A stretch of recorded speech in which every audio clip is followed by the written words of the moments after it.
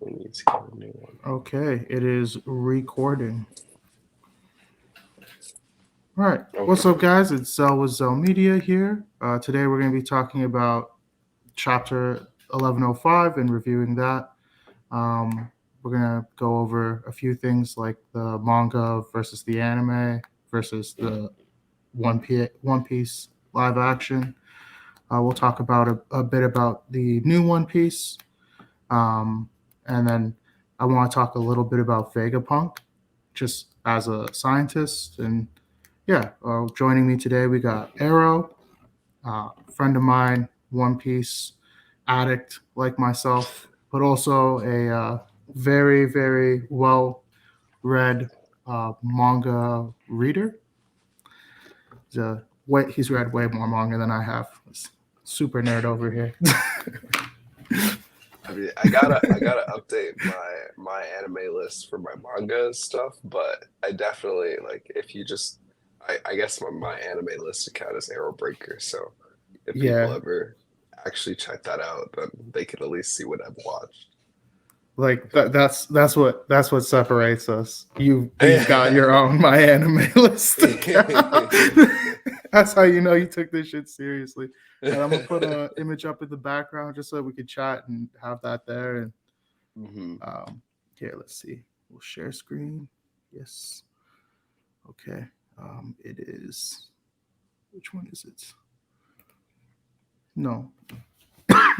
Sorry. Excuse me. Dying over here. It's all good. I'm sick too, so if I sound like shit or if I have to mute, like, don't even mind. I'm just dying over here. Uh, Okay, that's the thing that we want to share. Boom. Okay. Okay. All right. It's being shared. You can see it. I can see it. Yeah. All right. So let's start with chapter 1105. Who would have thought we'd get here? So many It chapters deep into One Piece. And still, every week, it is amazing. I feel like the chapter title itself kind of just encapsulates the state of like One Piece fandom, how people are feeling about the arc, how people are feeling about like One Piece in general, how like it's finally blowing up and like is the height of folly is just like it's supposed to be like this like the point of like no return in terms of like stupidity, ridiculousness, like it's going over the top. And I feel like that's really how One Piece has been like feeling just each chapter and I uh I don't know. I'm just enjoying the ride. Yeah, I will say it's been really interesting to see, especially with like Gear 5, how it's come up and how it's been used throughout the last couple of chapters. Because we've only had Gear 5 for what, almost 100 chapters now? Um, Yeah, so, like, looking at it, seeing it, and then, yeah, I know it's almost 100 chapters with Gear 5. That's probably pretty mind blowing. But yeah, that's yeah. Wait, no, I mean like it's called. I feel like it's close to like 60, 70, but no, like it's still a lot. It's still a lot. yeah. Yeah, Um, but, like, yeah, we've only had Gear 5 for so long, but we constantly see it being kind of like this fun thing, but then also like this weird thing that we don't really understand. Like, why is the Dawn Fist like as it's hitting Kizaru? Why is it like stopping? Right? Like, why doesn't it just keep continuing? But it's like it's because like yeah, Luffy is doing whatever with it. Like, we don't really. It's not going to be like the gears that we've seen before, and I think that it's constantly showing that to us. Especially with like how all the environment interacts with it. Um, yeah. Like I feel like it's definitely it's. I always felt like people hated on like Gear 5 coming out, but for me, like I've always been like a big like cartoon animation fan my whole life. So when I saw like the shit that's happening, I'm just like, I fuck with it, you know, because like it's not. it's not like the late Naruto fights that just turn into like kaiju battles, you know, or like um Bleach, like where it's just like super over the top, like flashy, like set piece, like bankais. It's it's fun and it's over the top and uh and it's unapologetic. I think that's the coolest thing. Like I remember like two like you know like Yu-Gi-Oh and like Toon Force and shit like that. Yeah, Like absolutely. that was a big trend. Like people loved that shit and it was so different and it was super unique. And like I feel like people will clown on it because it's like man, it doesn't take One Piece seriously, but it's like One Piece But is still yeah, serious. but also One Piece is never serious. Like Exactly. that's the other thing. Like One Piece is a serious story, don't get me wrong, but like we started this journey with the main hero being some rubber guy, like literally a condom, Oh yeah, bro. taking Like on a bunch of pirates. Like we were always literally laughing the like entire sitting in a way through this barrel, like story. in a barrel, getting from island to island at one point, right? So it's just like it's never been something to like really take seriously. And I mean, I feel like even people like you go back to like Alabasta, like the way how Luffy won that, like was kind of like still ridiculous. It Oh was a yeah, serious matter, like but it was Water Luffy. ridiculous. Yeah. Well, I mean, like you look at like Luffy and his forms, even just in general, like over time, and you see like Water Luffy, you see Afro Luffy. Um, it kind of gets a bit more serious after the time skip, but like something that I think a lot of people kind of rag on. And we'll get into the chapter 1105 review after this. But that's, I think I think something that people rag on a lot and use as like a point against Luffy is that he was like still fooling around when we get to Punk Hazard. He's not like taking the world seriously, and Zolo has to remind him of that.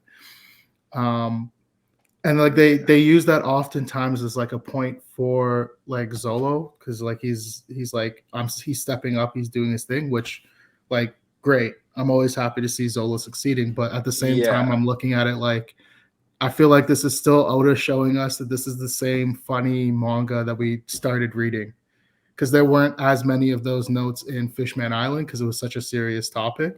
Hmm. Um, like we got it at the beginning, but then like we weren't really able to lace it through the arc like we normally do. Yeah, Um, like but then as with Punk arcs Hazard, we go. get it there, and it's like Yeah. right up and excuse me, sorry, right No there, right worries. in your face, right away. Yeah, I feel like and then like with the other arcs like Dressrosa and like Wano and stuff, like I feel like you get that those like serious moments like in like flashbacks or in like just understanding like what's happened like in the past like to the play like to Wano like the 20-year history and like how like it fell apart like because of the because of Orochi and Kaido and it's just like when you like beforehand I feel like one of the only like really serious moments was like Ines Lobby and then Shabodi, right? But like after like almost every single arc, like whether it's through the backstory or through like the actual conflict, like it's been serious. And I feel like I mean, if you wanted to segue, I mean like this chapter, I mean it's another fucking Buster Call. Yeah, yeah, I mean, we get like not only do we get like the actual beginning of the Buster Call, Robin being the three-time, uh, MVP. MVP of Buster Calls. Getting a hat trick on Buster Calls is wild, but that's what Chopper's trying she's to put her doing. down, like trying to get her to just not just Chill remove her from out. play, like chill out. No, You do not need to see another one of these. Just sleep. Call yourself Zolo or some shit. yeah. Just fall asleep. um, Uh, but yeah, like we get to see the Buster Call beginning. We get this cool interaction between Kizaru and Doll, who's like a super small character right now, but like I think is gonna have some pretty huge importance in the future. Hmm. Um, we're seeing a lot more from vice admirals now. Before, I think we used to just kind of like hand wave a vice admiral. Like I don't think it's wrong, and even in my mind, to say like Usopp or Chopper's going toe to toe with vice admirals at this point. Um, Yeah. and I think it's on. I think it's true because, like, yeah, we see vice admirals like Momonga, who might be strong potentially, or Garp, obviously being like the most uh, exceptional among them, right? Like vice admiral is a as like a power scaling thing is really wide because you get people like Garp who have the title of vice admiral, but clearly are the strongest in their bracket. And then you get people who are like, what was that guy? Vice Admiral Berrygood, who's getting absolutely negatived by everybody. Well, like I feel like Garp stands as like the pinnacle on like a visual scale, like with what happened at Beehive, as just like what the strongest of the Marines are capable of, right? Like obviously Garp went in like 10 toes with the squad, but mainly by himself, Yeah, and he also got like he got he got like pursued by a bunch of people. He got stabbed in the back by Shiryu, and so like obviously these like it takes multiple people to take down some of the strongest. So I would agree. But then on top of that, the fact that yeah, he's not even dead. Like yeah, we exactly. don't know that he's not dead, like obviously it could be, but I mean, I'm knocking on wood because Garp's one of my favorite characters, but I also don't see him dying here. I think it's crazy that he would die like right there without anything else to quantify it. Probably Oh more yeah, likely he gets captured like than killed. But then even that, if he gets captured, the only real reason is because he was too busy manhandling three different admiral level characters or near yeah. admiral level characters.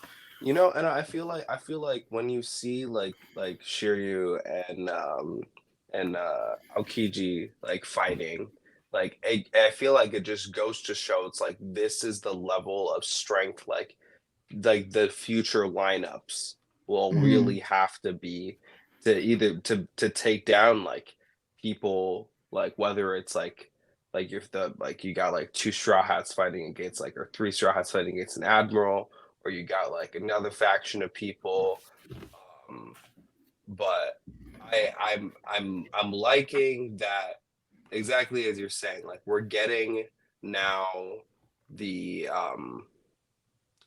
not even really Toby Rocco. Like they're getting more respect than the Toby Rocco, honestly, which is jokes for the I vice mean, admirals. Like, well, and that's what we should expect, though, right? Vice yeah, admirals should be able to clean up Toby Ropo. They should be right, enough to exactly. start. There should be vice admirals who are able to go toe to toe with headliners, or not headliners. Like the like first like Yonko commanders at the very Yeah, least. Right? There should be a vice admiral that's taking out Cracker. There should be a vice admiral that's taking on Smoothie and stuff like that, and people of their level, Heat, Oven. These aren't characters who should be like allowed to just walk free, no fights moving forward, right? Even if we don't, yeah. even if they're like off-screen clashes and stuff like that, we should be knowing that there's vice admirals coming to meet these people, right? And obviously, Oda um, hasn't seen it important up until now to put a lot of vice admirals in front of us. Hmm. But we also know that a lot of other people there's a lot of people in the Marine, and they are strong because the Marines are one of the main force that keep things locked The down. entire world, yeah. Yeah. Um, But back to the chapter, I was gonna say, yeah. like, I think it's really cool to get that interaction with Dahl, just because, like, we see that Kizaru is the commanding officer there. Like, even the Marines don't really take what the gods have to say for like complete direction. Like Doll's like sitting there and she's like, "Are you sure, Mr. Saturn?" Like, or Saint Saturn? Like she like obviously trying to be like helpful, but then at the same time it's Kizaru himself who tells them to go and they absolutely obey that, right? So it's like I imagine probably we've seen Doll interacting with Garp, so it could be that Garp is having some influence on the younger Marines. But I mean, even outside of that, I think that it's cool that we get to see like Kizaru showing that he's not to be screwed with as an admiral. Like we kind of get that pecking order reaffirmed, um, and that the order is not coming from this despicable thing that is Saint Saturn.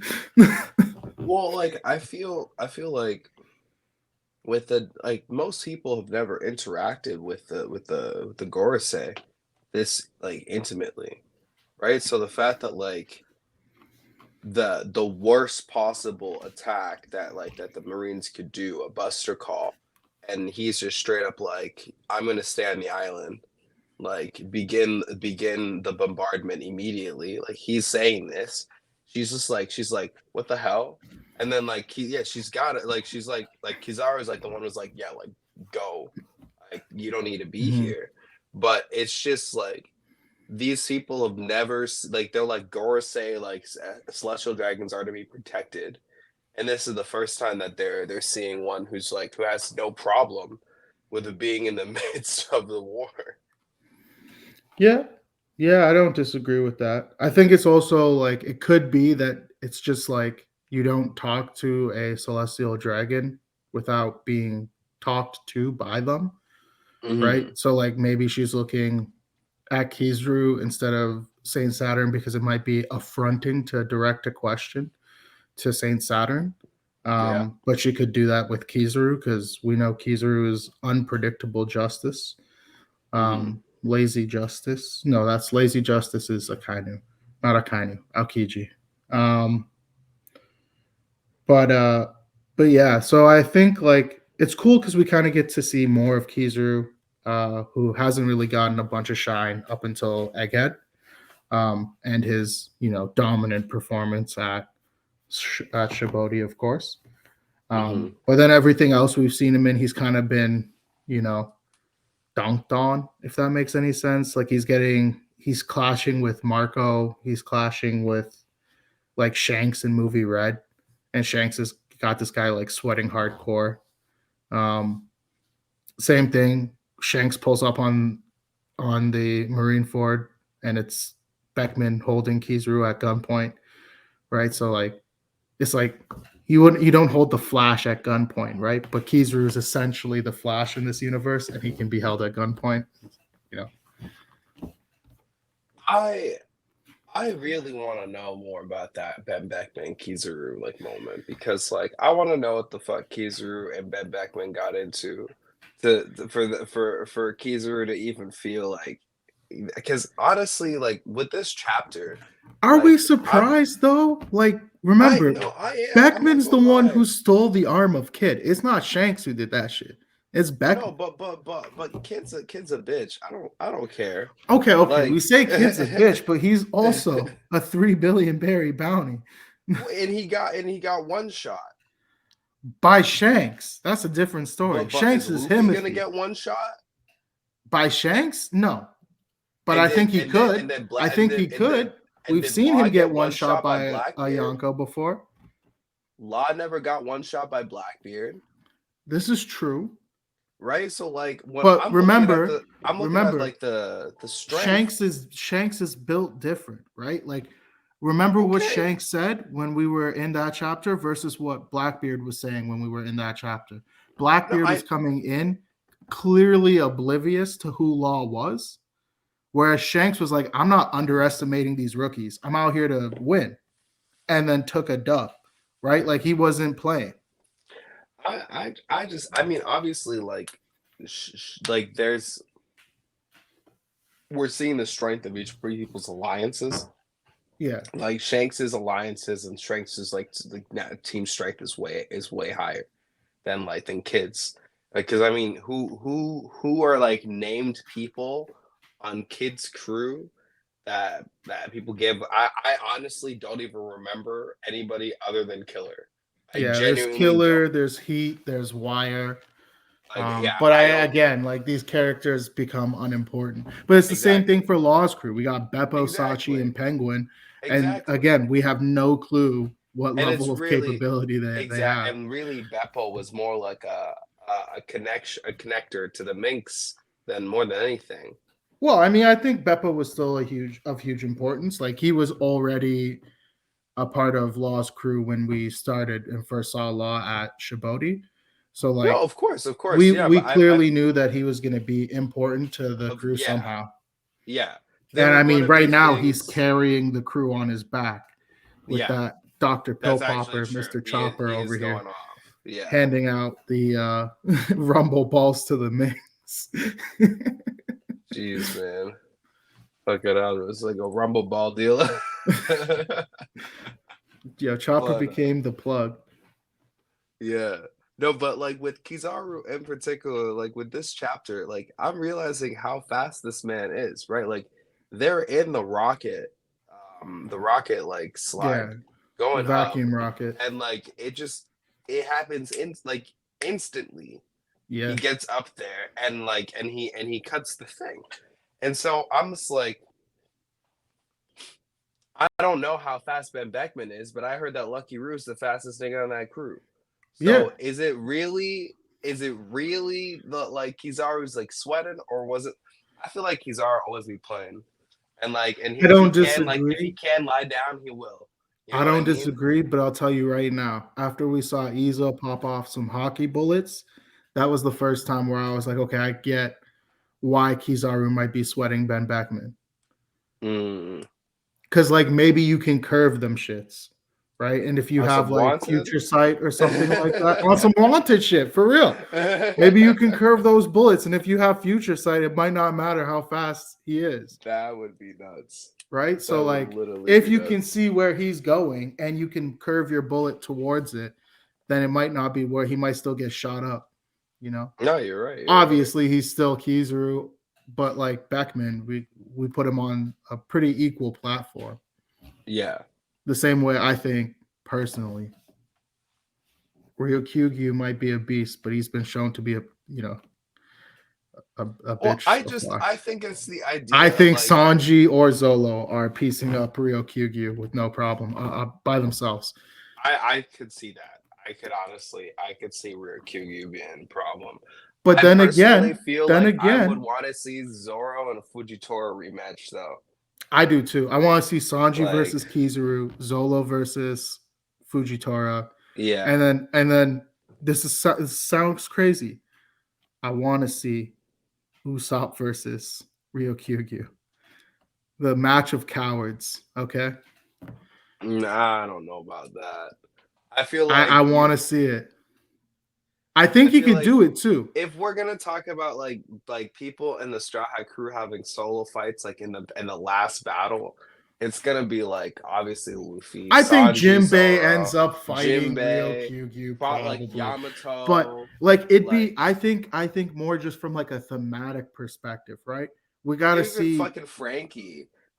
Yeah, I could never Frankie's. see By the like way, Yamato. Frankie's a beast. We didn't Yeah, discuss 1104, but Frankie has attacked a Gorusei, a Admiral, and a and on site, Warlords, on and site. Yonko on site with no. On... There's no bitch in this man. This man was like, nah, man, I built the ship of the former Pirate King 20 years ago, and now I'm on the ship of the new Pirate King. Get out of my way. Like yeah, no, he like does not bowl.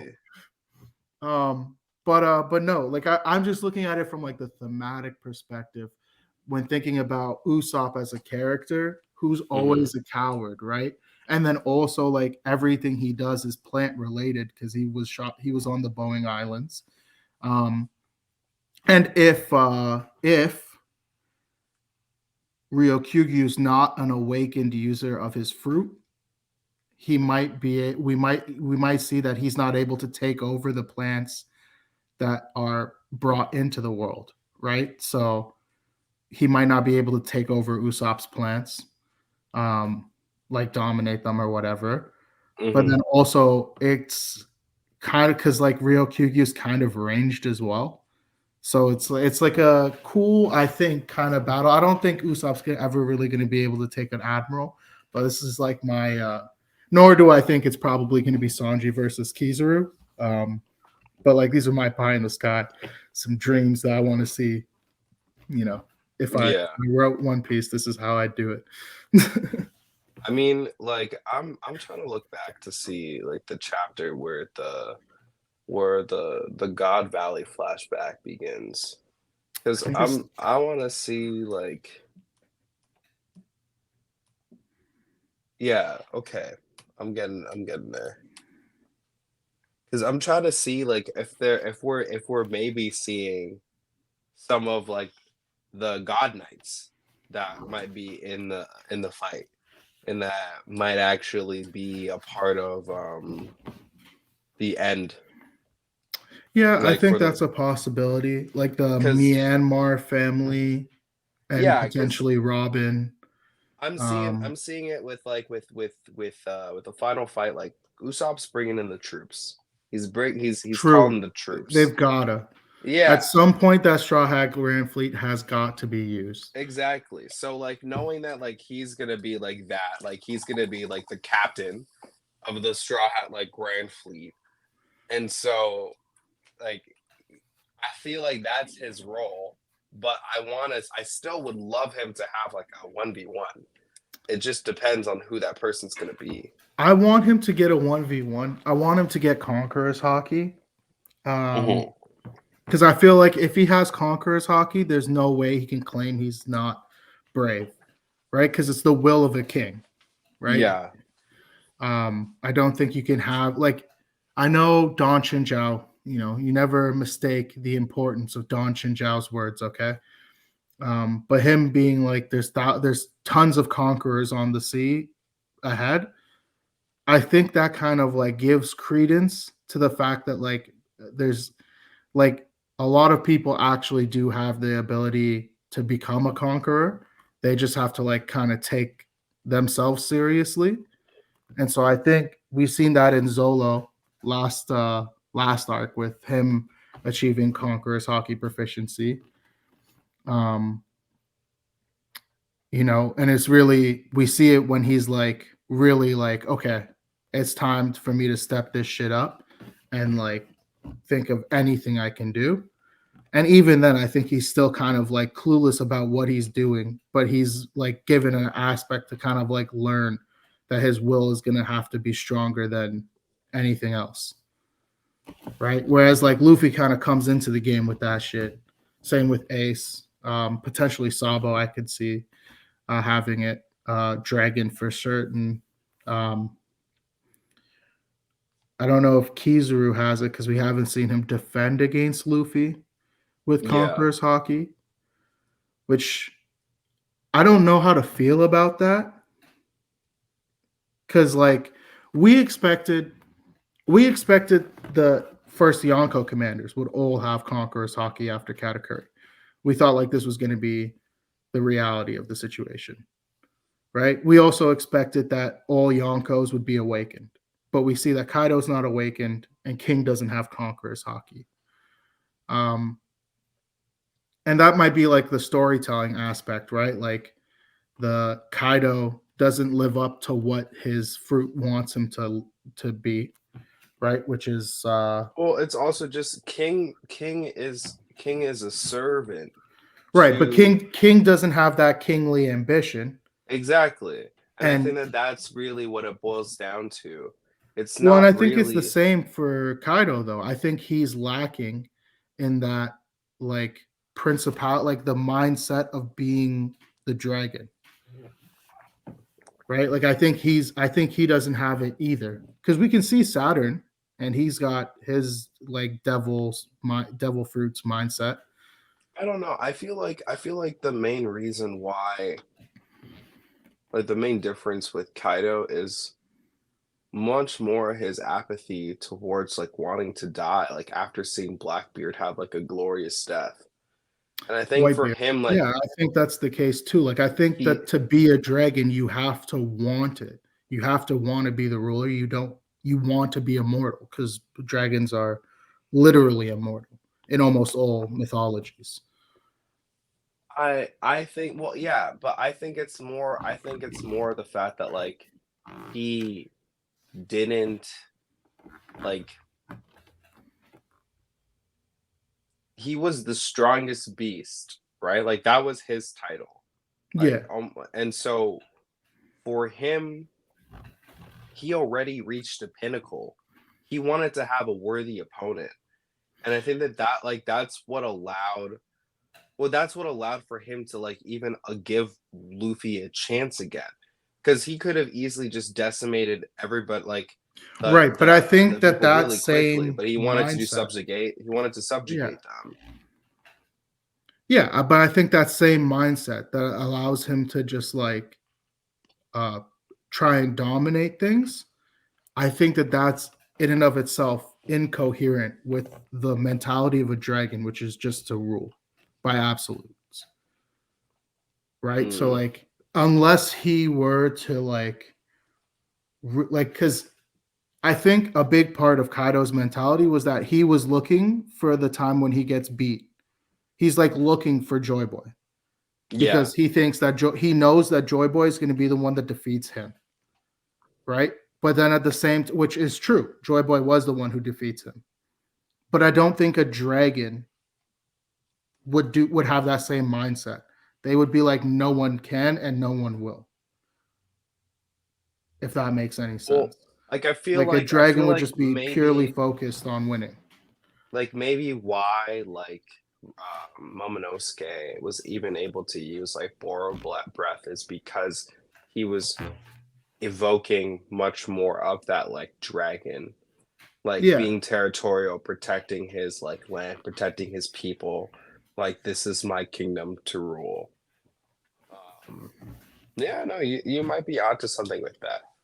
Well, I mean, I look at the other characters who seem to be awakened or close to it, right? Yamato seems to Mhm. have the I don't know what the wreath is called, but the wreath of clouds.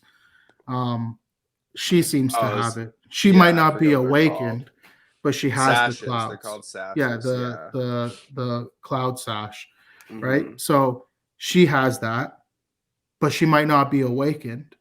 But she's also completely in line with what that mythological creature is, right? Because it's the protector of Japan by folklore, Hmm. and Wano is just folklore Japan, or is just One Piece Japan, right? We know that. We know Oda had it mean that, but then also like they line together pretty well, right? Like she wants to be a guardian of this land, and it's a guardian deity of a land, right? So I think Yeah. that they're like perfectly in line, and so she might just have to catch up a little bit before she awakens. But then we see Luffy, king of liberation here, coming into it in his fight against Kaido.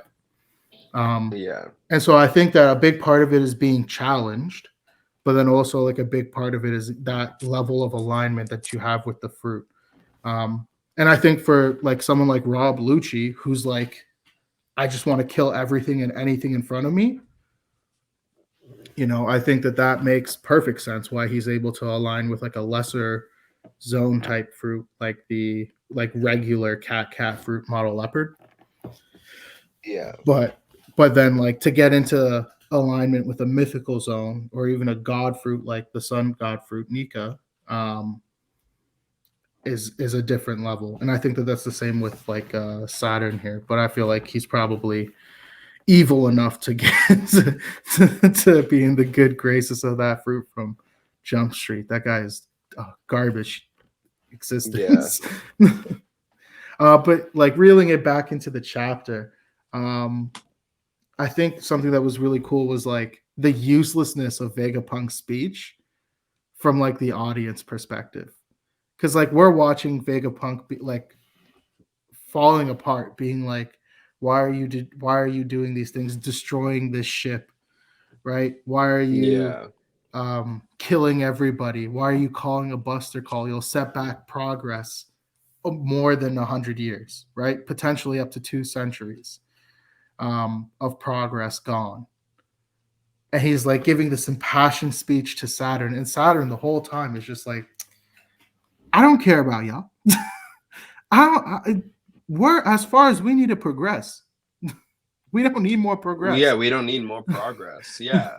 Like that quote alone it's enough because it's just it shows that the celestial dragons see the tide shifting, and any further progression of that tide shifting will cause an imbalance of the world, Right. and they can't allow that to happen. Um, there's no remorse, Yeah. and honestly, they're like, I don't know if these guys are like similar to like Eam in the sense that they've been alive for forever potentially. I Like think since they've like been alive for a long time. I don't think for forever. yeah, no, right, but like my thing is like maybe these guys weren't around during the Void Century, so like they have like an inherited story that they like, and this inherited hatred that they've gotten from their predecessors, and so they don't care. They see themselves as so other than everybody, even like the brightest mind, Vegapunk, Mhm. which is just like Well, and then when we look at Vegapunk and we know he's only like 70 to 100 years old, right? Like we don't have, I don't know if we have a set age for Vegapunk yet, but like we know that he's only been alive for a century, right? So it's like, like because we've seen young Vegapunk, mhm, right? So it's like, we know that he's not this like immortal being, and he's not even as close to immortality as like Kureha is at 141 years old, right? So like yeah. we know he's been doing this for a while, but he's not like ancient. And these guys, they are. They're just built different. But also like think about even just the curse of immortality, right? When you think about the power itself. Um if you think about it like that, and you think about all of the things that can come from immortality, one of the biggest flaws in it as like a lot of people list that like when they're thinking about superpowers and stuff like that, they can be given immortality, like you just live endlessly, right? Like it's not actually giving you a big buff. It just means that you're like alive, and so you become distant from what it is to be human just over time, right? You can't form the same kind of connections with people Yeah. because people just die. They don't exist anymore, Mhm. right? They'll die way before you will unless you're killed. um Same thing with like that distance, as you start to kind of like take it over time, you kind of just insulate yourself from becoming like them anymore. It's hard, it would be almost impossible for you to not think you're a god, because they can't hang in the same bracket as you in terms of lifespan. They become like, well, like insects to them. You have so much knowledge of time. Yeah, like the span of like your life compared so maybe so do you think that that's actually what that like him describing them as insects isn't really it's a double entendre, so like maybe it is about the inferiority of them, but also the fact that it's just like they're so myopic in terms of life that they just um don't understand like they like he's been here for centuries and their lifespans are insignificant to the greater picture. I think what's really interesting about that viewpoint is like he chose the word insects, Yeah, right? multiple if times. Like if yeah. we think like ourselves about insects, they're the only reason we're able to do everything that we can do right now as humans. But we think of them as insignificant. But if we were to kill off like all the bees or all the ants on Yeah. Earth would like start falling apart. It would be catastrophic. Um, because those things, what pollinates plants. They're what, like they're what Aerators and they're the everything. Yeah. bottom level of our food chain, right? If you look at Yeah. like a pyramid of creatures, they might be on the bottom level, seen as food by almost everything larger than it. But that bottom level is what's supporting everything, right? So like Hmm. him being a god, by the way, him being like a insect in and of himself, like being a arachnid. Yeah, which is funny as hell. Yeah, but projection. like Mother. but him being like this god, right? God-like being, and him having so much time to start seeing these regular human beings as insects, as disposable. Um, Yeah. he wouldn't think that they can affect him. But then we look at like how terrible like Ebola and West Nile and stuff like that have been to human populations. And it's like clearly insects can have huge impacts on humans. And I think it's kind of like that same mindset where like a human here might go, insects don't really matter. You could just kill them. They're not important. Hmm. I think Saturn has that same mindset. Insects don't really matter. You can just kill them. They're not important.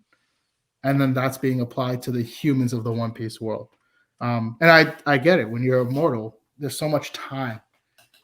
These humans might only live as long as insects in comparison to you. But then also like I think he was born into that kind of like arrogance that seems to dominate all of the celestial dragons as well. Yeah. Right? The like that ability to set themselves apart from decency. No, I Um think you're right. yeah, so I think you're right. Yeah, because there's definitely some type of like eugenics. I mean, even in the treatment of the slaves, right? Like, and just like in Ginny, right? Like, there's just like it's given some mid 20th century vibes. right? I mean, like look at all of our history with experimentation. We didn't Yeah, care about exactly. ethics until we No, developed yeah, ethics, right? Like yeah, right. we And didn't so care about like, things, and so, but then the people who were experiencing it, if you look at like the Tuskegee experiment, okay, but anyways, but like oh if you yeah, look at like those experiments, those people experiencing it were like deeply affected by it. And I think it's really cool. What's his name? Vegapunk. I'm looking at him and I flubbed on the name, but I think it's mhm, really interesting. You see Vegapunk and he's essentially playing the role of like an Oppenheimer, uh, uh, Einstein character, yeah, where and he's you have witnessing this his own inventions destroy everything. right, Yeah, like he's watching at the end of the chapter. Um, and we'll get into some big moments in the chapter, but I think this is probably the biggest one, like the conversation around the height of folly, right? At the yeah, end of the chapter, we see Vegapunk watching as Kuma himself, the original Kuma, and Bonnie are about to be killed by the Pacifista defense force that is on the island, as the command was given by Saturn. And so, like, the comment being like the true height of folly that you'll be killed by your own or by the own duplications of yourself, you and the thing that you wished so much to protect that you gave us the ability to reincarnate you.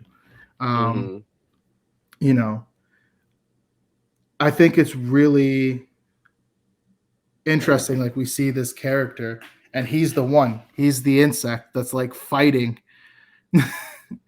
um, fighting his himself because he created the things that would destroy them. Right? He created the pesticide or whatever that would be the cause for eradication. So he kind of gets his own like internal struggle all throughout yeah. this chapter, which is awesome. I think that's like been the story of Egghead is that it's been like A metaphor. a It's meta, been but we see irony. It's like been dramatic Vegapunk. irony the entire time. Yeah, well, we Yeah. see like Vegapunk as a character, this amazing scientist that we've been hearing about the entire story, being capable of doing all these amazing things. and yet he's incapable of having enough ethical sense to do a bunch of things. And it's not to say that he doesn't have these ethics in the moment. He just cares more about the science, and that Well, right, drive like towards the science is what ends up being the downfall of his entire scientific research.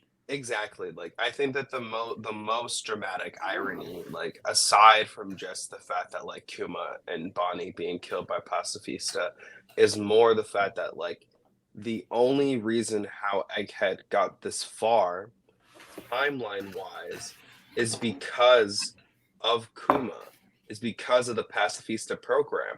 It increased the budget funding for the island. It allowed for all this crazy stuff to be made. And like now everything is crumbling down 5 years later, like because of this, like because of the same invention.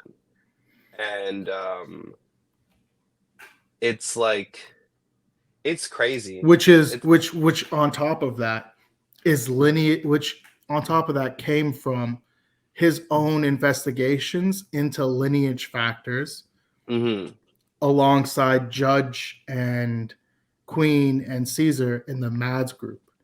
Yeah. And Stussy, obviously. Yeah. You can't forget Stussy. But like the fact that he had made all of those creations and then that information got back later on after the dissolution of Mads to Saturn, who was then using lineage factor edits on Ginny and Bonnie. Like probably he created his own problem. Yeah. Oh man. Yeah, no, like and while he was working to create the solution, through his research with Stussy, is what prompted them to have that genetic program. Like, and oh my god. Yeah, that's what I'm it's saying. so much more. There's so much more dramatic irony there. It's like everything that he did since the like destruction of Ohara is insane. It's insane. So it's like before he even sided with the Marines, began the work that would be his downfall. Even though once he sided with the Marines, he started creating things that would like combat the downfall of all of his like progress and like societal creations and stuff like that. It's so it's like it's a real so like the height of folly aspect of it is like it's one time in the fact that it's on Kuma and Bonnie, but it's another time on his just entire life. Like and his whole life has come to this because of the decisions he made at Ohara. And then I think it comes a third time because Oda likes to work in parts, like in threes. But it comes a third time with Saint Saturn himself because he's saying all of this stuff, and we know that Luffy's about to kick some ass. Like at the end of the chapter, we see Luffy is getting up. Yeah. Right? So it's like obviously we're in a horrid situation, and thank God, Oda, for there being a chapter next week. We're always happy to see weekly chapters. Although I will say, please take your time. Your health is way more important to me than finishing the story in the 2020s. Okay, we could finish the story in the 2030s and I'll be happy. We could finish the story in the 2040s and I'll be happy. I wouldn't be. I know you won't, but I'd rather Oda's health stays good. Okay, we already know he's got a lot of health issues. I want to keep it strong. Okay. But yeah, so like, highlights of the chapter, obviously Sanji, huge highlight. He starts taking control and like making demands of crewmates. And we see Sanji do this all the time. He's like the backup brains of the crew at any given moment. So he starts getting up and moving, kind of fixes a lot of scenarios on the downstairs. And then, of course, we get halfway through that chapter and we find that Kizaru is just fast enough to destroy all of Sanji's well-laid plans. That 1 second Mura Ame no Mura Kurbo sword, It's just crazy how fast he really is. Like, I think that's just what people don't realize is like, I saw an edit one time like years ago about the Shibodi incident, like with like actual like cuts for like showing how fast Kizaru actually was in the instance, and like the whole thing like takes place over like 25 seconds.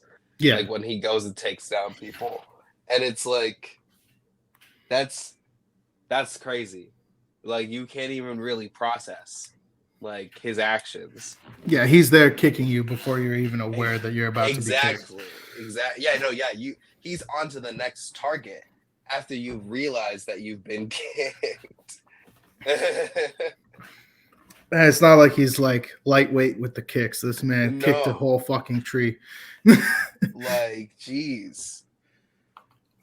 And so yeah, it's just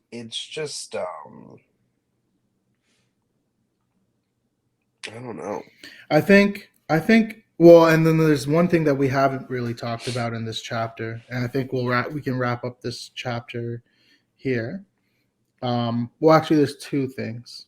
One is that the Sunny big moment for Brooke freezing the clouds. Oh yeah, congratulations. that's massive. Yeah. Now they're gonna fall off the clouds, but like they'll figure something out. The Sunny can fly, like we know this. It should be fine.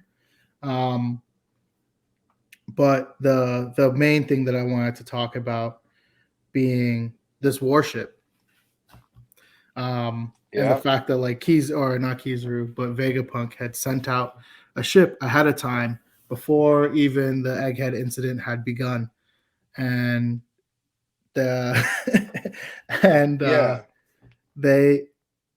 Saturn's sitting there like, oh, you think that warship got away? Nah, bro, we killed them too. and then us finding out at the end here that they haven't killed the warship. And that whoever they are, we're going to get to see them at Egghead soon, and which is interesting because we also know that Blackbeard's ship is just chilling near Egghead. I have been waiting for just the Saber of Zebek to show up again and to just see the Blackbeard crew enter the scene, because we've been talking about this for over a year, and I've been waiting for the Blackbeard pirates to finally show up and actually do something. And honestly, this week's episode 1092 saw Blackbeard versus Law. And I'm feeling a type of ways about this chapter, just knowing that, like, who else could it be? It's obviously Blackbeard's crew. I don't know if he's gonna be there himself. Well, hold on. And I don't know if he took. We know it's not Blackbeard's crew. How do you know it's not Blackbeard's crew? We know it's not them because it was Vegapunk who sent the ship out. The ship, they've been there since before the siege, since before the 24-hour lockdown. Yeah, but Vegapunk had sent the ship away in advance. No, the ship was sent out before the 24-hour lockdown. Yeah, that's what I'm saying. So we know that ship... they've been there before the 24-hour lockdown. Yeah, but that might be the case. We know that they pulled up in like the first chapters. Bro, you're gonna tell me straight up you don't think that it's Blackbeard's crew? I think that it's Blackbeard's crew and another crew or another group. Nah, it's just one. It's just one people. Who else would attack the Marines on site? I think that Vegapunk had his own weapon that he was like trying to get off of the island. It could be the man marked by flames. It could be something else. Um, but I think he had his own thing that he was working on that he sent off. And then also Blackbeard's crew was there. Dog, no, you're no. I don't think it's You're just saying- Blackbeard's crew. Because I think if we get just Blackbeard's crew, yes, we get Luffy and Blackbeard and members of the Blackbeard crew having to work together. But I don't think it's just that. I feel like it's gonna be it's gonna like here's we've been talking about this for time, bro. I'm telling you, like the end of this incident, the end of the Egghead incident is going to end with either like the what is it called? Like either Saturn's gonna be dead by the hands of two emperors, or Saturn is gonna be incapacitated by the hand of two emperors. That is the incident that happens on the island, and they avoid a Buster Call. That is the incident. There is no other incident.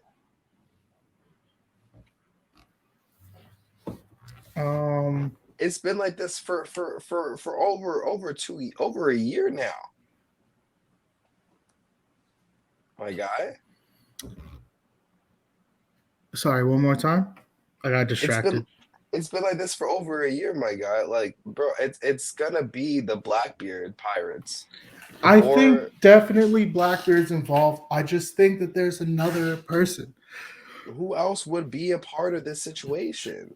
The man marked by flames. We Bruh. need to see him somewhere. Bro, I feel like we keep on like having this conversation about the man marked by flames, and like I just keep on thinking it's Saul. Like maybe I'm being dismissive by trying to like end the discussion. But maybe it is Saul. Here, one second. I gotta put these. I'll take these. It feels like it's Saul.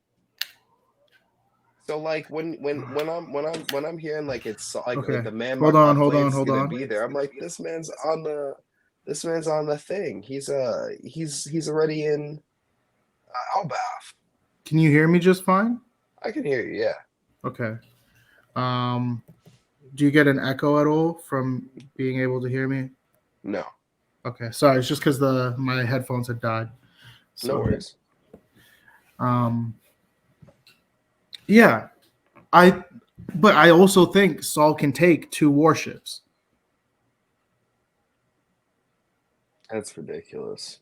What do you mean? He's a giant. That's fucking great. I mean, he's a giant. I know.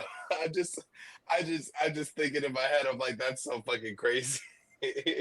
I don't think it's unbelievable for giants. Look at what Dorian No, Broggy it's not. did. Dorian Broggy fucking did it. That's why I'm like giants needs to be removed from play.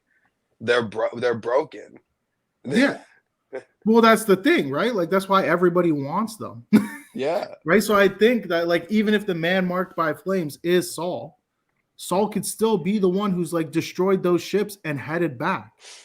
And we know that Saul wouldn't kill everybody, so there would still be people online able to say they are headed to Egghead. I don't feel like that's the same for Blackbeard's crew. I don't think they'd leave. I don't know, man. I feel like that crew, those people sound like they're dead. Those people sound like they're fucking dead. And just from my own interpretation, like that ship is going down.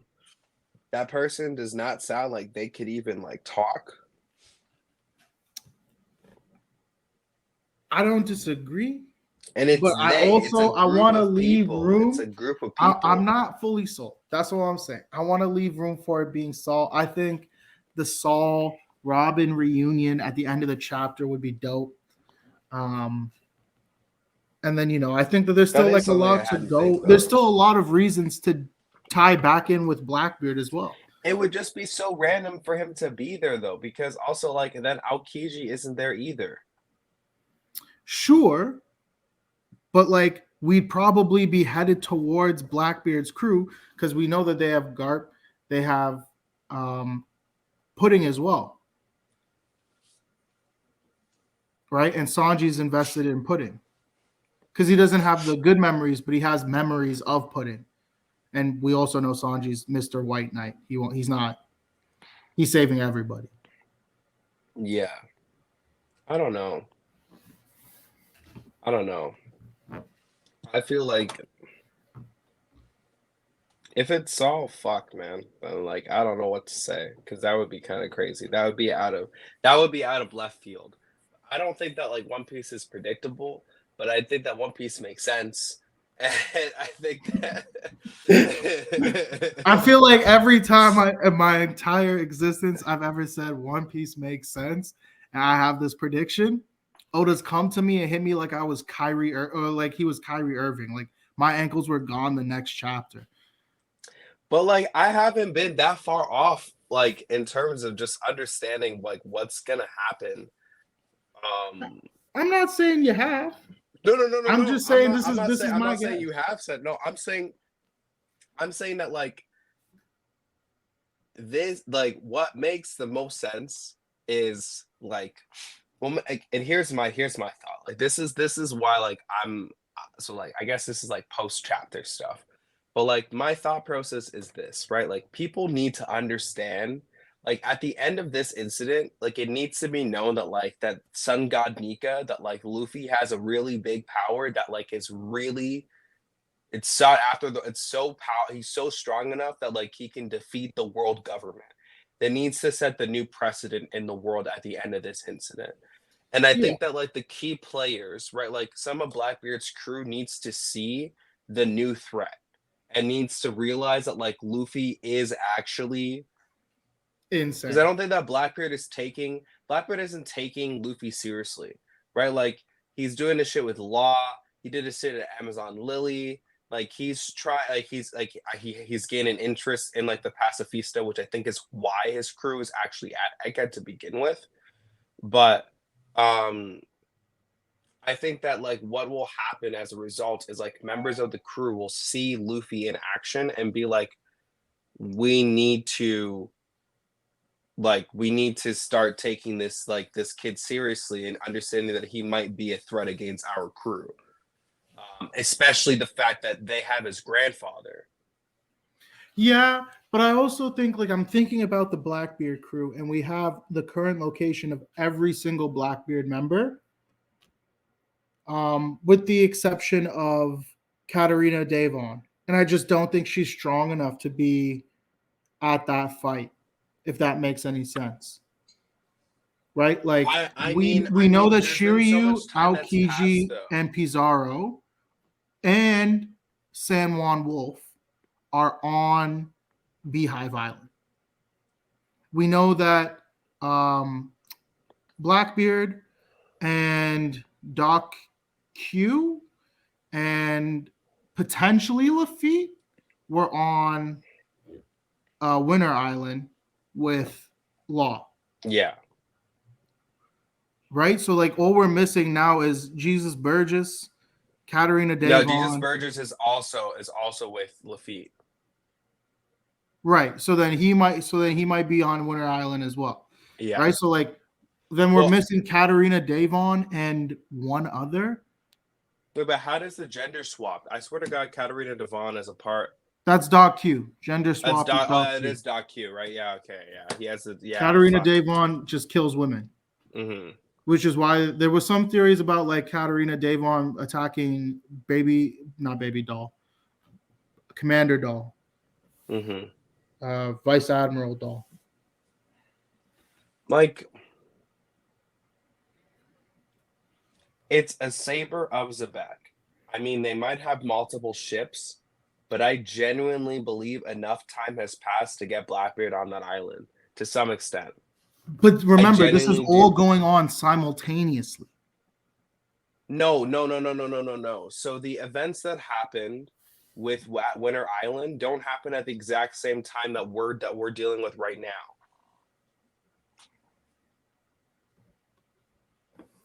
Are we sure about that? It's a day later. It's a complete day. It's a day and so later. Potentially. I feel like there was a point that it was happening right at the same time. But They were all happening when the Lucci thing, when the lockdown of the Labosphere happened, right? right. Right before this, and then they had to fight. They fought against the machines, the sea beast machines, So then what we're really for an looking entire for day. is, well, because we know that the attack on And if Beehive the attack on Island, the ship happened the day before, but right? Beehive and sorry. Not Beehive, Winter Island. No, but Beehive itself was attacked at the same time the attacks were going on at Egghead because they were told we can't come because we're pulling up to Egghead, and then they pulled up to Egghead. Right? Yeah, but Saul was the one who Beehive told him, incidents, who them told Garp pulling up no. to Egghead happens before the 24-hour lockdown of the Labosphere. Right. So there's an entire day. Yeah, I guess And it's the all fact that there's a dependent ship. on the warp fruit then. Well, And I like mean, if it's that, right, but also just like the fact that even if the ship that we saw, the Saber the Zebek that we saw like chapters ago, I forget what no, chapter because we it was. saw that before even anyone had pulled up. We saw that before the Marine ships had pulled up. Maybe he had just been chilling out there. I don't disagree, but that was, I think that's just irregardless because that was ship was already there. Well, all these fights were ongoing. But that's why I'm thinking the passenger ship, because that was like the first chapter of Egghead, or one of them. It was like the first 5 chapters like of Egghead. 10. Like what is it again? It's like Let 10. me take a look. 1071.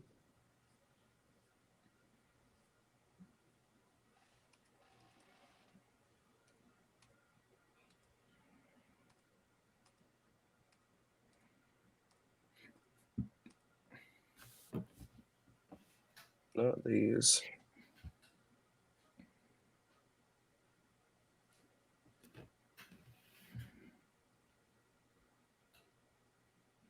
No, this is way too far. So yeah, so when Garp is arriving at Beehive Island, the same moment that they're about to start departing for Egghead. So that's one thing that we have confirmed. But then let me just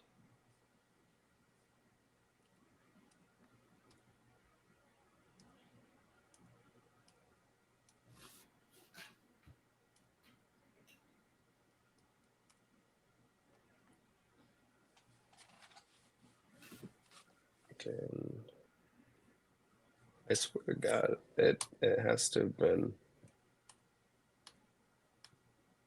It was around one of the betrayal chapters. I swear, right? Right now I'm at 1064.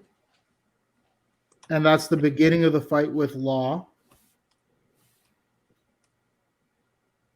Right? We see Burgess. He's picking up a mountain. 1076 is tragic. 1076 is tragic. We see Stronger, we see Doc Q, and we see Blackbeard. Yeah. So that's the initial. We see Lafitte with Aokiji in the cover story. Yeah. We see the clash with Blackbeard. We see Blackbeard getting punctured. We see in that same chapter Charlotte Pudding. Yeah, then the Oda boxes say that the events that we're dealing with right now happen the following day. And then we also see someone talking to Dragon. It's probably like Ivankov or it could be Sabo because it's 1066, I think. Yeah, so Sabo. then right here, I found the chapter. 1079. 1079. It's in between the Elbaf sequence.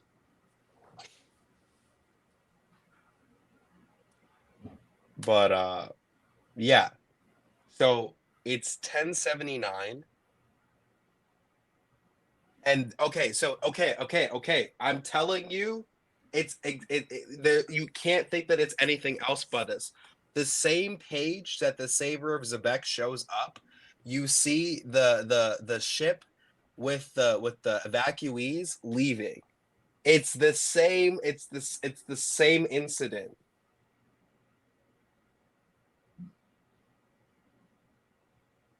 It's the literal same incident.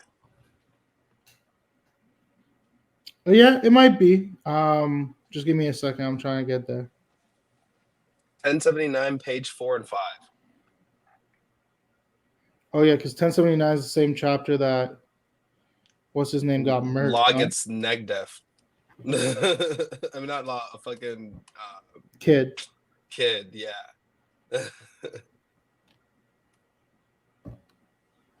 Yeah, no, it's the same. It's all the same page.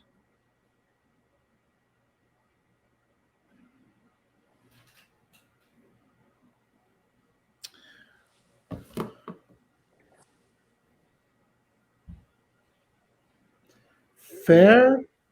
I'm trying to figure out. We see some big-headed thing with swords on it,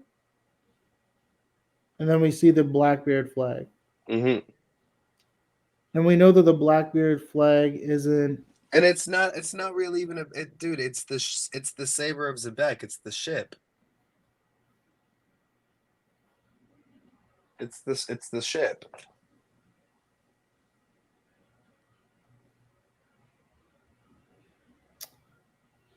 Yeah, It's the crew, man. it might be. Blackbeard might be on that ship.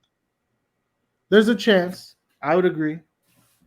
I just think it'd be hard for them to war. Like, how would they get the news? You know, because none of the news that's on Egghead right now is outgoing.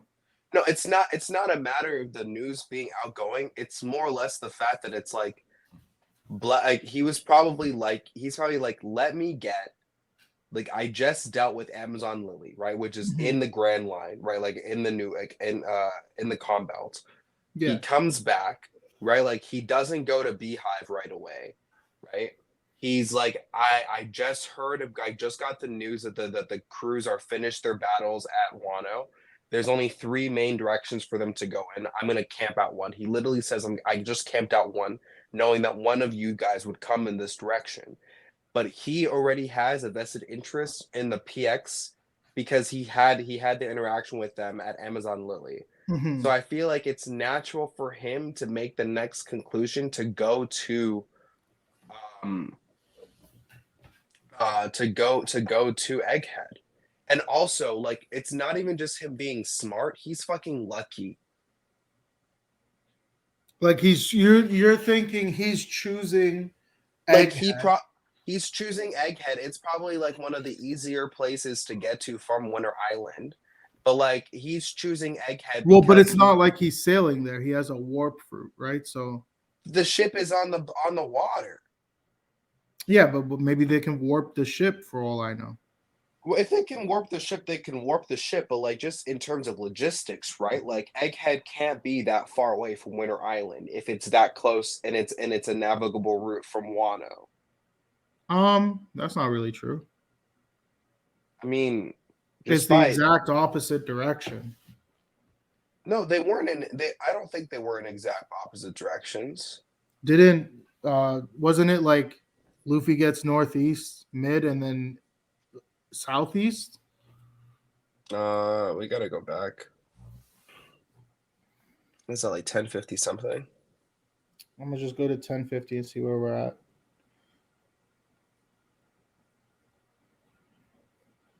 We'll do 1056. 1050 is the end of the battle.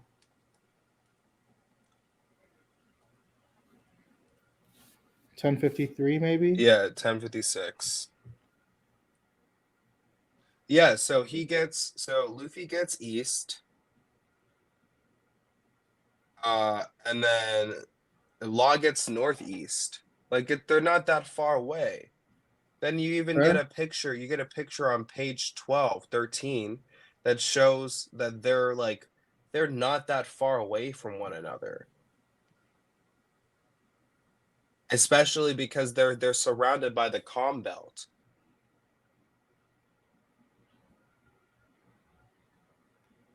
You said page 13? Yeah, page 13, page 12.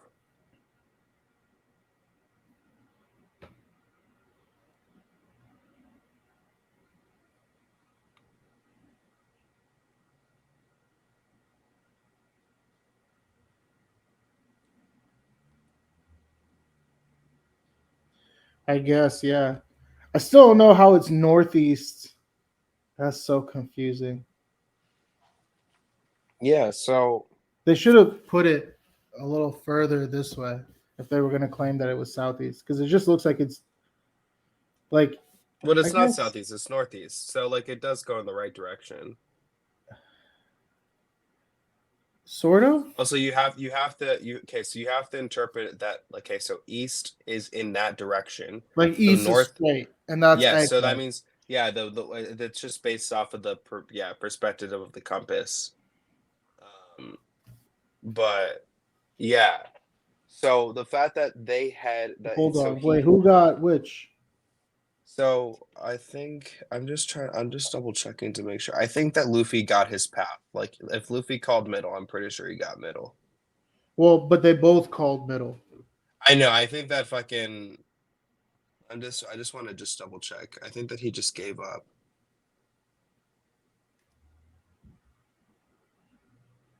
No, I lost at straws. I'm sorry, everyone. So he got northeast or he got southeast. So it is the Okay. furthest. Okay, so he went the furthest away. Yeah, Hmm. which means then Elbaf is the next island headed north, and Winter Island is the furthest away from the southeast island, which Well, is just Egghead. heading east and just heading east. Albath is east of Wano. Elbaf is Wi- straight east of Wano. yeah, Winter Island is northeast of Wano, Right. and Egghead is southeast of Wano. Yeah. But it's not too far off to think that. I imagine it's not, but it took them a Yeah, week to get there. especially for two reasons. Just for two reasons. Remember, I'm just saying, Shanks remember, it is took them a at week. Elbath. Shanks is at Elbath. I'm pretty sure Blackbeard has intel to know, like, don't fucking go anywhere close to that guy because you almost took his fucking eye. I'd agree. So I don't think Blackbeard's looking for the fight with Shanks right now. no way. He doesn't Although want to I see. know a lot of people Yeah. believe in the Blackbeard kill Shanks. I have as much faith in that theory as I did in ZKK. No, Sakazuki's gonna And, go 2 for 2. Huh? I said Sakazuki's going for 2 for 2. Oh, maybe. Okay, no, but at least that solves it. Yeah, so I wouldn't be surprised. Like maybe you're right about like the warp fruit, right? But Yeah. I think it's more likely to assume like he knows that motherfucker's at Elbaf. He's not going anywhere near Shanks. Yeah, And I don't like, disagree with yeah, it. I could see the logic of it. yeah, My yeah, question is just like, because we know, like, if we look at it as a triangle, then that becomes the longest distance, yeah. No, it is. It is the longest right? distance to So, travel. and we know that it took them a week to get to Egghead. Yeah, yeah. So now, again, if they have the warp fruit and they can just warp there, and it's a And day, then he doesn't then have a that's fine. problem, right? I Exactly. can accept It's that. an easy justification. But Yeah. at the same time, I'm looking at it and I'm like, well, maybe if they can't warp or whatever, then this might be, problematic or something. Yeah. Well, and the other thing too is like the moment that he gets close to Egghead, the radio goes off signaling that the Marines are going in 1079. So he's probably looking at it and being like, I'm not gonna fuck with this. I don't want to be anywhere near this for the time being, and so I'll wait it out. Just like, and it's probably like indicative of what happened with Impel Down, where he's probably getting radio notice and understanding. He's like, oh shit, these guys are something is I happening in Impel doubt Down. it. I doubt that heavy. Because remember, there was a Gorosei on ship, and I don't think the Gorosei would play around with their communications getting out. I don't know if they have the choice. I think they do. I think they do. Yeah. Anyway, it's hard because, I can see it happening. I can see a storyline in which it happens. mm-hmm. I'm just saying I can also see that the guy is Saul and he just fucked 2 ships because he's a giant and giants are built like that. If it's Saul, that ain't crazy. The Blackbeard ship's still there. I don't know who or what's on it. I'm praying that it's Katarina Devon, because it would make more sense to me if he sent people out to both and then he just teleported to Katarina Devon's ship when he got screwed up by Law. That would make sense. Because if he can teleport, if he can teleport, like, you would want to have your crew everywhere, and that way, like, you could just get to wherever the relevant people I need, like, for whatever you need to be. Yeah. And then if you did, you could just wait until things happen and get in and get out. Right. And like, if that's his MO, then that's his MO. Yeah. I think that's probably how he'd get his information. I don't think the Marines would have anything that leaks. Not with the Celestial Dragons aboard. Well, I want to know, what do you think is going to happen next week? What do I think is going to happen next week? I think Luffy's about to deliver some whoop ass. I think Sanji is going to eat the bullets that are meant for Kuma. And I think that Luffy's going to get up and start whooping some ass. We know Sanji's not affected by lasers. We've seen him eat them and have no problem. So I think Sanji gets a huge durability feat, eating all the lasers. And then, because we just seen Luffy walk through the Labosphere. Yeah. And he ate that, and there was no problem. And we know that Sanji's like resistant to all this stuff now that he's got his Germa genes. So I think Sanji eats the attack because we know Sanji can move at almost light speed, if not faster than light, due to him being able to keep up with like the Henry laser, and then us finding out about stuff on Wano and so on and so forth. But we know Sanji can move really, really fast. I think he outpaces the lasers and then just eats them all. And probably gets like slapped down by Kizaru or something. And then Luffy stalls out Kizaru again. And then Sanji kind of like saves Bonnie and Kuma somehow and then gets them shuttled off. Yeah, I don't know if that'll all happen in the same chapter, but that's where I think we go. Because I don't see how else we get out of this predicament. I don't think Kuma and Bonnie are going to die here. I think Kuma's dead. And this is like the final. I think this is essentially post-mortem Nen is what Kuma's going through right now. I think that he's going to be holding on until the end of the chapter or the end of the arc, and then he's gone. I don't know if Bonnie joins our crew. I hope not. Personally, I want Yamato in that spot. Just because I don't know how Bonnie's fruit would interact with the crew and like the chance to be like, I think she would be perfect on like the Grand Fleet. I just think the crew needs another zone. I don't think the crew needs more zones. We got 3 zones on the crew. I just like the fact that like they become like the zone crew. Well, like, and now they have no Paramecia. Like, well, they still have 2 Paramecia, so it'd be cool if they got a Logia user. That'd be lit. But Yeah. I'd like to see Yamato on the crew. I really wanted, actually, that was the biggest failed theory. My hardest wish was that Nami would get the snow fruit. Oh, I wanted that for her so bad because it would be like perfect for durability, and she could actually be like a relevant fighter. nah. Fuck that. I'm happy that like Yamato. I'm happy that there's a new character that was added into the mix that doesn't change the tone of the crew that we already have. I thought like I have no problem with like Robin coming into her own, like especially with that Wano sequence. Mm-hmm. Um, but I think that like we know our fighters, and like every crew has their fighters, right? Like I feel like Yeah, the only crew that I really needed has a lot of someone. like heavy hitters aside from that is like Blackbeard, you know? I needed someone who could realistically fight Katarina Devon. And going into Wano and even all throughout Wano until Yamato showed up, I was like, I don't think that there's anyone on the crew that even has a chance. And even when I saw Yamato or like Robin's Demonio Floor, I still don't think. I feel like she could take her. I still don't think she could. Katarina Devon was a level 6 prisoner in Impel Down.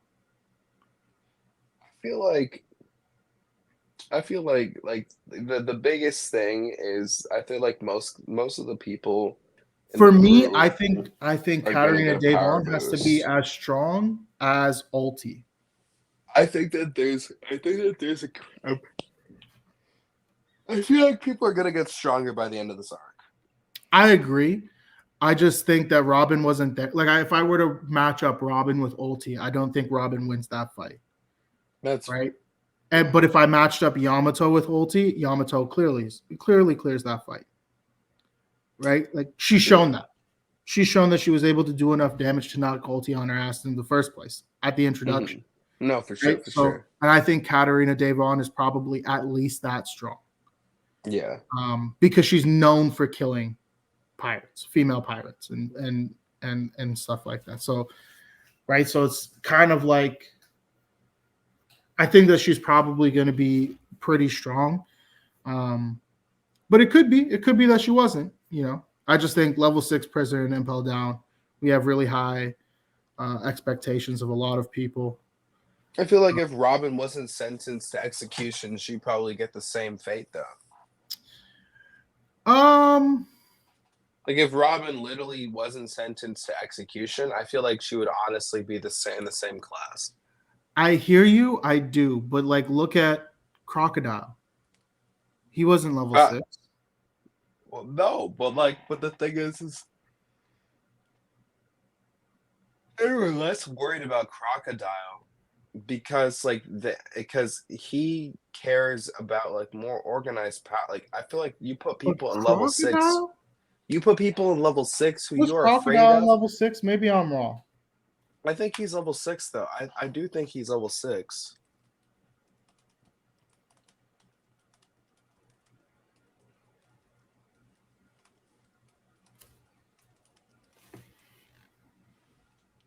He was placed in level 6, Okay. yeah.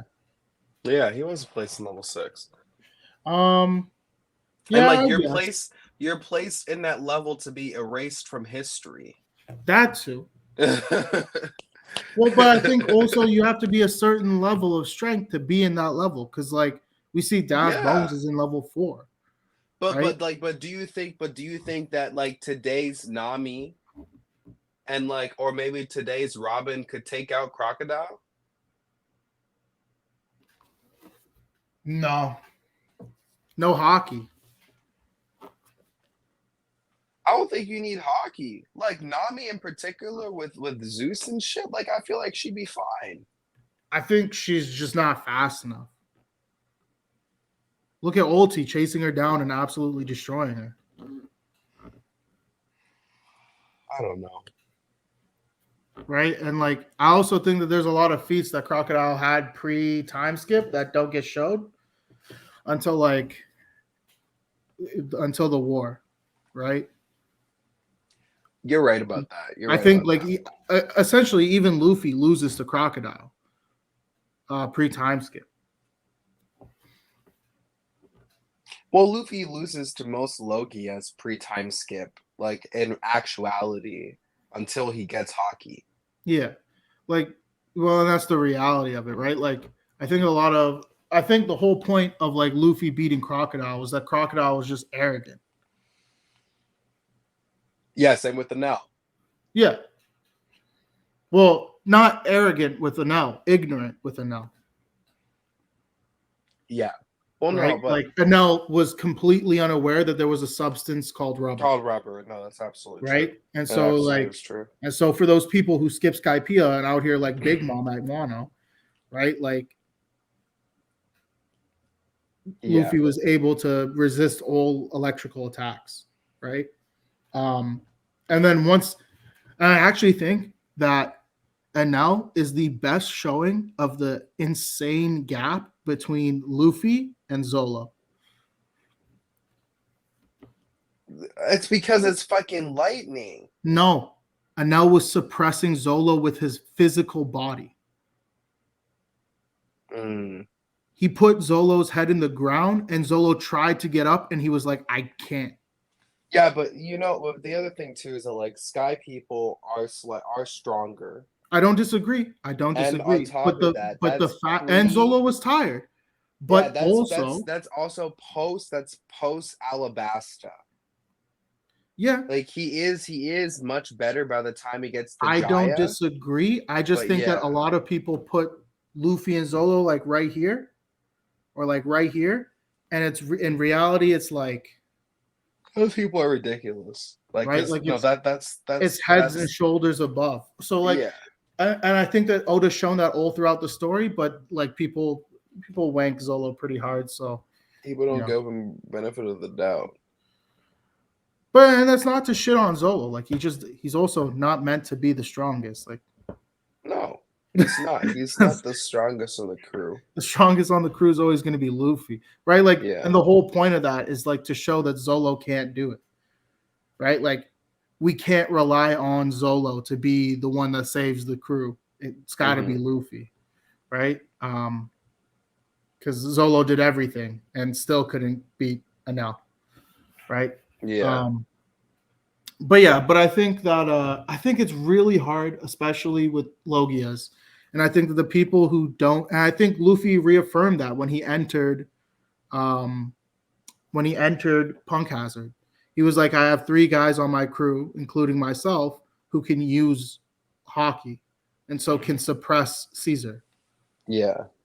Right. And then like the focus was on those 3 characters all throughout Punk Hazard.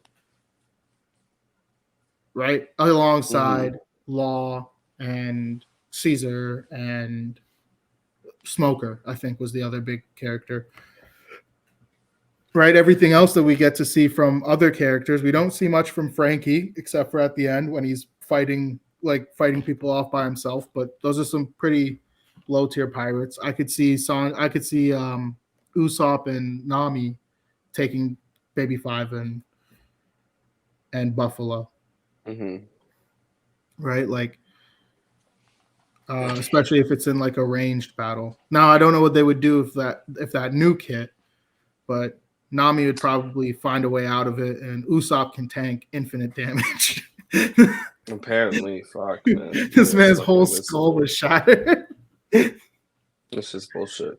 No, You know? I don't. I feel like how I see the next chapter coming is definitely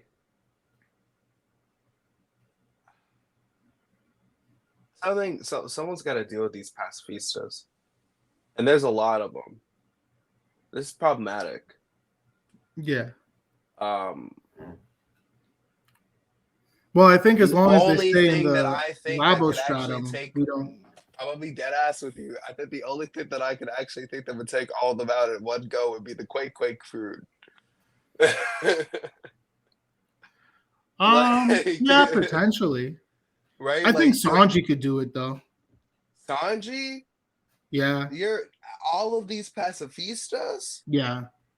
dude, nah, you have to be talking about some island shattering power to be able to Remember, do that. Sanji and Zolo pieced up a pacifista on Return to Shabodi. No, but PC up a pacifista is one thing, dude. You seen the double page spread, bro? I don't They've even have to fucking, grown. bruh. You They've seen the double grown. page spread? Just look at the double page spread, I'm looking at the double page spread. bruh. There's no way. There's no way, dude. It's not just 4, 5 different pacifistas, bruh. You're talking about an entire. They covered the entire circumference of the island, my guy. Yeah, I still think Sanji can do it, man. Dog. That's insane. Yeah, but I mean, we're in the realm of insanity now, right? We're in the final We're chapter, in the height of folly. I understand. right? But So bro, like, I'm telling you, dog, like in there's no way Sanji is like a single target man. yeah, but like if He's if they're never truly been like a circling the entire thing, Sanji be able to kick one into the other and knock them over like dominoes for real. bro, like the entire circumference of the bro, no. Well, I No, mean, look at we're what not Sanji's giving been Sanji. capable First of of all, doing. I don't mind Sanji. I love Sanji. We're not giving Sanji that kind of fate. That's ridiculous. That has to go to a villain or a main character. That is not going to some like I just don't see how he's going to be able. I don't see how Blackbeard's able to cause that type of damage what do you without mean it's being an at the center of earthquake? it. He's got to be at the center of it though. He doesn't have to be at the center of shit. To hit them all at the same time like that, yes. Dude, I don't know how the fruit works, but I as long as there's an earthquake, you're knocking over these things. Well, you can knock him over, sure. Dude, But you're thinking flipped he's gonna over. like He flipped quake from over the side of the literal. island? Dude, he flipped over icebergs. I don't disagree. So like I don't think it's crazy to think that he's gonna do some shit. But he's like quaking from the side of the island. That still maybe leaves he a gets bunch of on the pacifistas. shore. Maybe he gets on the shore and he's like, damn, and he's like, or maybe he's strong enough that he's like putting his shadow because he's trying to take all these pacifista. Yeah. It's weird Like because you he got to wouldn't be think able to about like command we're them. talking about an island wide attack in the middle of a buster call. Perfect shot in the air. Perfect clean shot. There's no obstruction. Well, but that's what I'm saying. That's what I'm saying. It's the middle of a buster call too, so I don't think that there's the circumference of the island. I think they're probably the circumference of that square. Like we're looking at a square. Dog. Right? You know how people were like, oh my God, Garp destroyed the entire island. And then when we panned properly out, we see that it was just a portion of the island. I think that's where we're at here too. Bro, no, literally, he said pacifistas. He said pacifistas. Shoot them. Bonnie and Kuma, yeah. Bruh, they're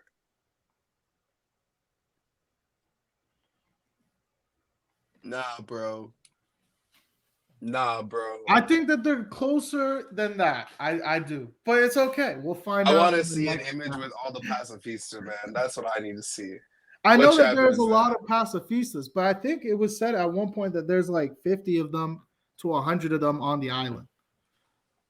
That's just fucking wild. And if Sanji was working with Zolo, destroying one, no, but Sanji, but that's the thing. Zoro of the return is dealing with Sanji, that same Sanji now is Sanji's leaps and bounds ahead of where that Sanji was.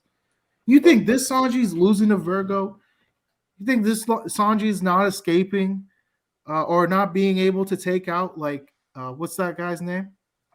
Gang Beji, okay? Yeah. Like I don't think that Sanji of today is losing any of the fights that he's been put into. I don't even think Doflamingo is taking out Sanji right now. Like I don't disagree that Sanji has gotten stronger, but like I don't think that Sanji can do an island wide feat like that. I don't think it's an island wide feat. It might be something like he tanks all of these attacks, and then he does like a super kick into the center of the island and busts up the square. And then they're all like kind of shifted from that. Same way how Garp just did. Except Garp did it through like Rio or Conqueror's Hockey, whereas Sanji would be doing it with like his foot and like impact. Dog, he's not gonna take out like over 50 fucking pacifista, bro. No, but he might like wreck the plane so that they're not able to like easily get up. The essential equivalent of a quake. Like just like your passive quake. I don't know about that, man. Maybe not. Maybe. I don't know. I'm not Oda. Oda knows. And whoever his artists are, because they've already drawn the next chapter. I don't know, man. But I think that it's gonna be harder for me to assume that it's gonna be people from outside coming in the next chapter. Yeah. When we have people engaged in the battle right there. Right? Like we know that these boots can float. I don't know, man. Like there's no reason why he would show us that shit. Like why he would say that why the same niggas that are speculated to be infiltrating the island, and like why would the last panel of the ship be about this ship? Like knowing it says we failed to destroy the escaped ship. Must report back to Kizaru. Tell him they went to Egghead. Right? I don't know who they is. Dude, I think they is the fucking they is who you know they is. Maybe, but I also think the Blackbeard crew, man. It also might be Saul. I'm just hoping that this went like when we get the leak, when we get on Wednesday, when we get the TCB on Thursday or shit, yeah, like scanlations. I'm just hoping that we see Blackbeard. That's what I'm hoping. I mean, you're always hoping we see Blackbeard, and I need him.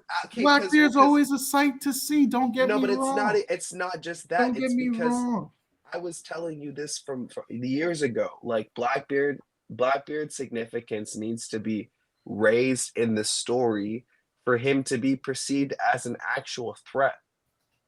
I don't think that's the case. I think everyone sees him as a threat. Nah, man. This man just bodied Law. Bodying Law is like not as cleanly as Shanks bodied Kid. I don't think Law would have even been able to like win the Coliseum tournament and Dressrosa. Let alone. I think he would. Assuming Sabo wasn't there. If Sabo was there and Luffy was there, Law was not getting. I don't know where I put. I think Sabo and Luffy are on the same level right now.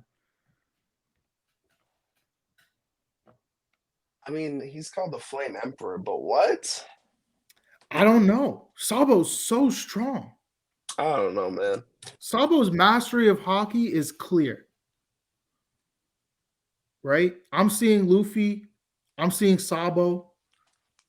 I'm seeing the fact that that Luffy never beat Sabo or Ace in all of his fights. I don't know, dog. I don't know. I think they're in the same bracket. I don't think Sabo's. I put Sabo, Luffy, and Mihawk in the same bracket. What? Yeah. Okay, we need to do that tournament. We need to do that power scaling thing after. But anyway. But we're almost 2 hours deep, bro. I know. Well, this is how it usually goes when we're on the phone. So this makes sense to just do it in person. Yeah, I don't disagree. So then, I mean, all in all, though, This is a good chapter. And It the was a art, I'm great not gonna lie, chapter. the art was sick. The art was actually really awesome, Yeah. especially like the like stills of Vegapunk whenever they got a chance. Oh, I was literally gonna say, like, I was like, one of the ones I loved is on page 4 and 5, and it's just that, like, it's like the picture of Vegapunk with the SSS, and then you just see like you just see fucking Saturn, and he's a giant compared to him Yeah, in that tiny ass little square. talking about how humanity is important Oh man. right before, and then like him like just like the surprise, the clear like knowledge that Saturn had more shit to throw, and Vegapunk Oh was yeah. not prepared for it. You know, like I don't know. I just think it was very well done this arc, and we kind of got good understandings of where everybody was. Um, like we found out where Frankie was, and he was brought back in and put in with the rest of the people headed up. It's not like Frankie, who was kicked halfway across the map last chapter, was just left to be halfway across the map. You know what I mean? Like we Yeah. corralled all those loose ends and kind of Yeah. them up. And then we got to Definitely. hear the report on Zolo still fighting. Lucci, yeah. Hardcore battle with Lucci. Which is dumb, in my opinion. I hope that that fight ends sooner than later. I feel like Zolo would be forced to keep up with Lucci regardless. So, like, if Lucci sprinted away, Yeah. Zolo's going to have to follow him. And we know Zolo takes forever to find anywhere. He get lost in a circular room. Like, Do you think that Sanji is gonna fight Kizaru? I think it could happen. I think it could Mm. happen. Because I'd be people really really want that happy if lineup. it did. I'd People be really want that so lineup. happy if it Yeah. did. Because I really want that. I definitely I want don't to see think some he'd shit. win. I don't think he'd win. That'd be the issue. I don't think he'd win. I'm I not think it'd sure. be Like, well, I don't think Sanji would win. I don't even think Zola would win right now. well, you know what might honestly happen is like But I think if he does, it's Sanji unlocks future sight. I think that's the I wouldn't be only. surprised if let's say like worst case scenario like Blackbird is there, right? Like Blackbird versus like Kizaru, like is light versus darkness, and then Yeah. Well, we know um that and that then God Kizaru would be versus at a God. disadvantage there. Yeah. And then a God versus a God, you know? Yeah, like I could see Luffy fighting Saturn Yeah. and like Sanji essentially stalemating Kizaru. Yeah. I can see that, right? And then in that fight, Sanji catches an L, which is known to happen to Sanji. But he learns future sight. That would be like my best case scenario for Sanji this chapter That would be or this interesting. arc. Like Sanji learns future sight, catches an L to Kizaru, but it's an admiral, so it's like obvious, right? Like I don't think anyone's putting Zolo and Sanji over admirals right now, outside of Rio Yeah. Kyugyu, who's kind of put himself at the bottom of the barrel, like vice admiral position. You hating Green Bull. Hey, listen, You a Green Bull hater. I think not only is it Green Bull hate, you know, I'll accept that part. I'm not Green Bull's staunchest supporter, but I also think that Sanji and Zolo are uniquely made to fight Green Bull. Zolo cuts things, Green Bull's a plant. Sanji burns things, Green Bull's a plant, right? Like they have like you think that they're gonna clap powers him up against. you think they're gonna clap him up like a Jack? Like in the sense where it's just like Jack wasn't taken as seriously as King and Queen were. Yeah, like I think it could be like a Jack scenario. When we look back at Jack has taken the best L's in the series, right? He fought Yonko, he fought the two strongest members of the world government, or of the not the world government, of the Marines in Garp and Sengoku. or he fight, I guess, just Sengoku maybe. But Mhm. Sengoku and Suru, like none of his fights was he gonna win. He was doomed to failure No, every he time. got clapped by a fucking giant ass elephant. Like that. Yeah. I think that's the scariest shit. Well, obviously, but it's like he obviously can't win against Zunisha. They're too large. He got little broed hardcore by what an actual mammoth looks like. literally. Right? But like, so he couldn't win against Zunisha. He was destined Mhm. to fail against Sengoku and Fujitora. Like there was Sengoku, Fujitora, and Suru on that ship. He was not saving Dofi. He still Nah. manages to get up and get back in time to be there during Wano and the raid. And is still a huge, and still like he loses, but he Mhm. fought all of the minks, then both of the minks, and then just one mink. Right? Like he was constantly fighting. So I don't think that he's in a bad. I don't think that history will show that Jack was weak. Jack's not weak, Mhm. right? Um, he's the Billion-Berry marker, and I think that he does a perfect job of it, right? And I think that Yeah. Sanji's kind of in that same role where like Sanji takes a lot of losses, but every time it's shown that like there's something showing Sanji's making huge progress. When he fights against Virgo, he's Yeah. the only one who's clashing with Virgo, and then Virgo gets taken out by Law. Right? Like it's not like Virgo gets Yeah. taken out by someone weaker than Sanji. He gets taken out by another captain, and it's shown that Smoker gets neg-diffed by Virgo. Right? So we still have Sanji. Sanji's clashes with Virgo are still better than Smoker's.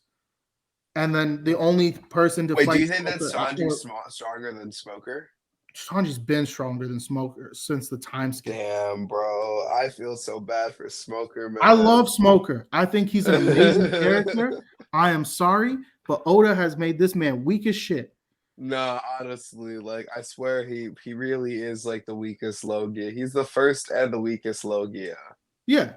And Yeah. and that's fine because I think Smoker can get stronger, but it's really just about how he uses his fruit. And so I think that Oda at Yeah. any point Yeah, but can be like, it's not like what fucking like Crocodile. If you fucking punch at the fucking sand, Crocodile's gonna like fucking internally bleed. But like I Smoker. don't think that's the case. I don't think that's the case because remember, Crocodile does bleed when he gets punched as long as there's water or hockey coating the sand. No. But I mean, like, if Smoker's in the vicinity and there's smoke and he goes into smoke form, like he's gonna get clapped. But Yeah, like but I think what Smoker's lacking is higher levels of hockey, you right? really think? I mean, I could see that. I could So see that. I think it's the same with Crocodile. I think Crocodile has it now, but Hmm. it was very clear that Crocodile did not have the same ability that any of the admirals had. Right when there was a spear about to hit Aokiji, he just like changed his body. He rotated his ice so that it would just pass clean through him and not do any damage. Right? I think that takes skill. And I think that both Crocodile and Smoker did not have that in their respective arcs. I think that Yeah. Smoker may get it in the future. And I think that Crocodile probably has it now with him being a part of Cross Guild. But I don't think that they had it initially. Obviously, like the ability to kind of like morph yourself around things they both had or have things pass through them. But I don't think that they had it at the same level that Admirals had it at. Right. And I think that is their failing. I think that there are like steps that you have to, as a Logia, achieve to be Yeah. strong. Like, because Well, you I get feel such a like it was huge just power buff just from being a Logia for in being a general. Logia, yeah. But like And with then like what's not like the every first Logia, thing that we yeah. get taught by, what's his name? The turtle with the back. Gang beige. Peckhams. There we go. Yeah, yeah. So the first thing we get taught by Peckhams is that Logias have this like thing that they think that they're untouchable because they don't know that hockey exists. So they don't when they get their fruit, the way that they train all offense because they don't even have to think about defense. And I think that that's Yeah. the same for Smoker. I think that Smoker proves that true. Same thing with Crocodile. They both proved it true. They trained so offensively, they forgot to train defensively. Because Smoker and Crocodile are capable of crazy offensive feats. Yeah. Like Whiteout is a super useful tool for Smoker, but Hmm. then him not thinking about the defensive end of it and him getting really shown that uh, flaw in his combat style. I think that he'll Yeah. grow from there and really realize it because he also got pieced up by Dofi right after, and he couldn't turn to Yeah. smoke to get out of it. Right, so like I think that he'll really take that and think about that, and at any point in the story moving forward, he could be reintroduced as a character that's admiral level, and I wouldn't be upset about it. But also at that point, Zolo and Sanji will be already stronger than an admiral, Yeah. right? So it's like there's never going to be a point again where Sanji or Zolo are weaker than Smoker, which is fine, I think, because No, I think that's fair. Smoker Yeah. and Kobe have never shown that they were going to be stronger than Zolo or Sanji. Well, no, I think that Kobe, with what happened at Beehive, spells a different story. And I think that, Potentially, I like, still don't think because Kobe's going to be stronger than Sanji or Zolo. I think stronger than Sanji, yeah. I think stronger than Zoro, no. I think it'd be hard to beat either of them. I don't think Sanji's going to end up being far away from where Zolo is. Same way, if Scopper Gabon shows up in the story, I expect him to be as strong as Rayleigh. Mm. Just because like it doesn't make sense otherwise. They've always been portrayed as equal or relative, right? Kobe being equal to Sanji might make sense, but I don't think like I have to look at it like this. Hmm. Garp, in my opinion, is stronger than most people. Garp is stronger than Rayleigh.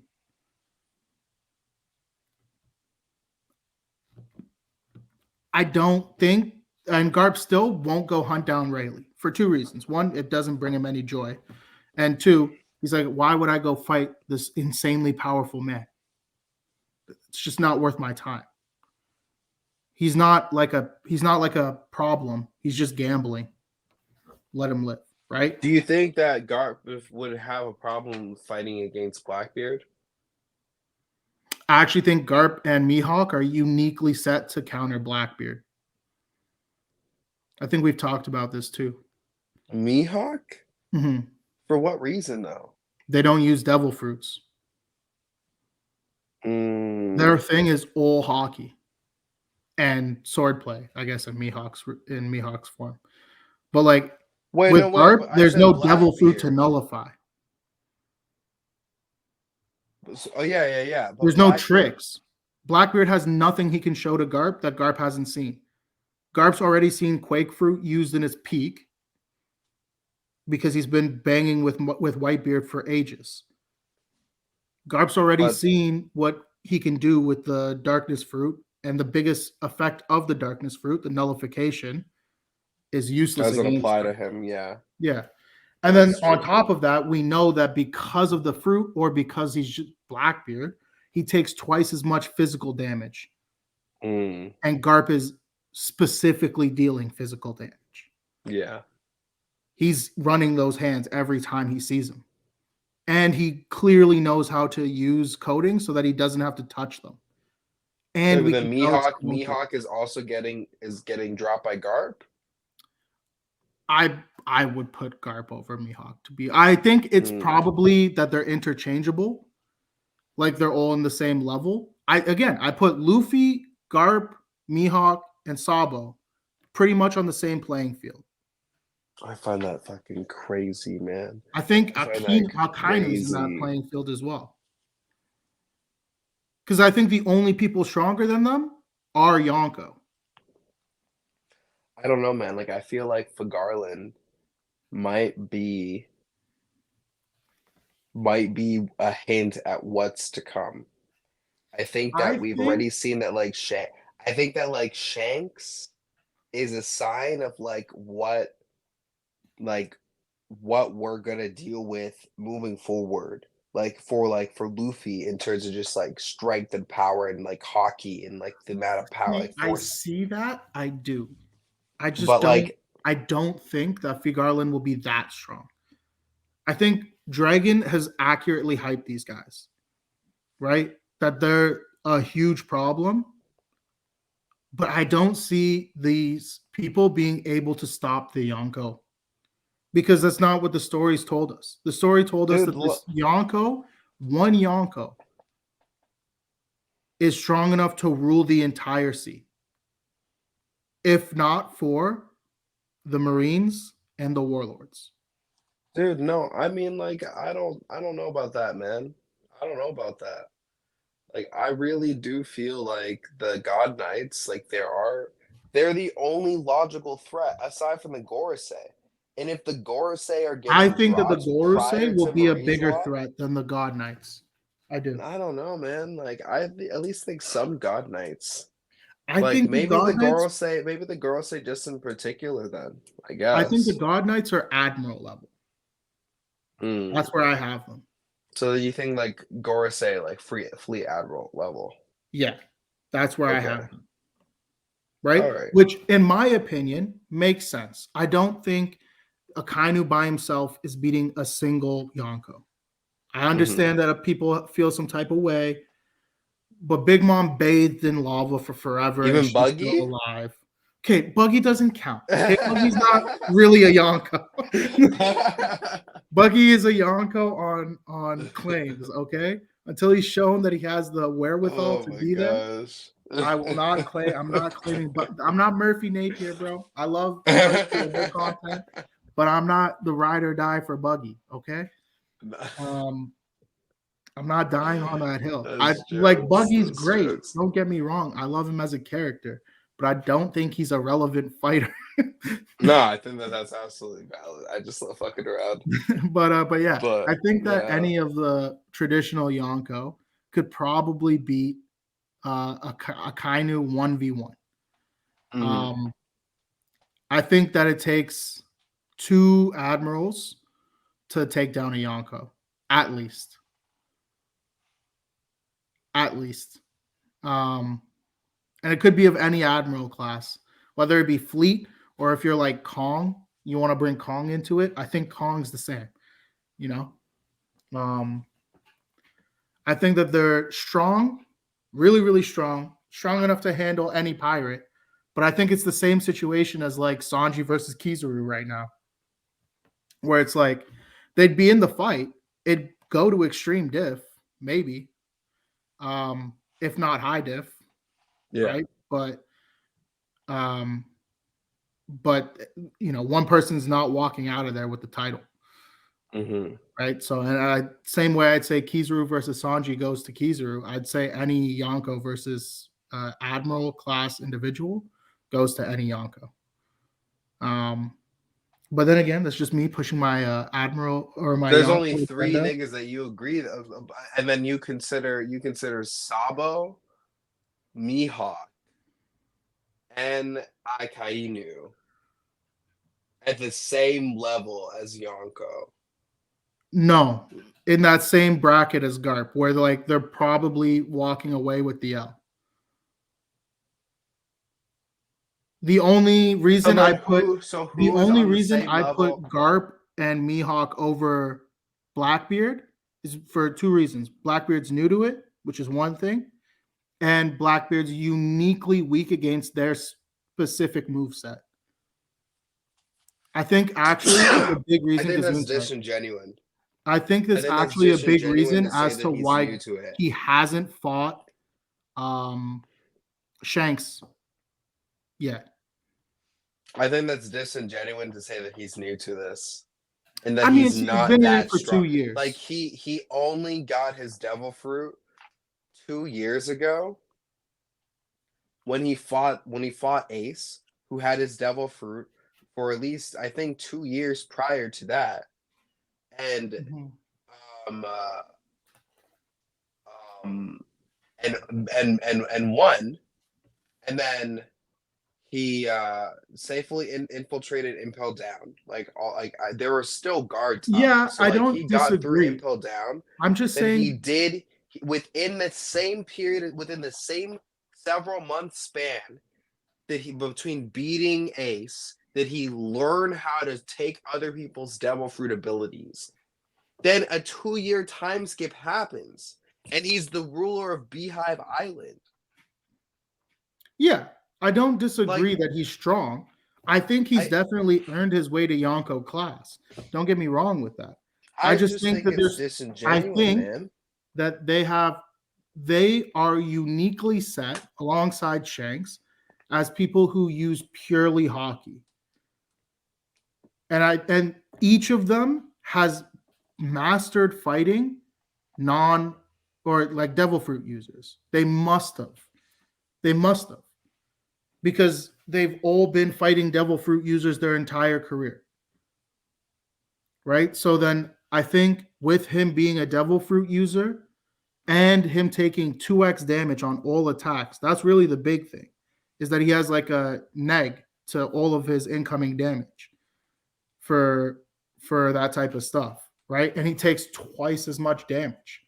And I just look at the output level of these characters, and I'm like, can I see Blackbeard feasibly taking not that once, but twice on every time they can put it out? How many Galaxy impacts is Garp able to dish out? How many is Blackbeard able to tank? Blackbeard showed himself to be an impressive tank. Don't get me wrong. But he Yeah. also was rolling around on his belly after Luffy hit him with the Gum Gum Bazooka pre-time skip. Writhing in pain.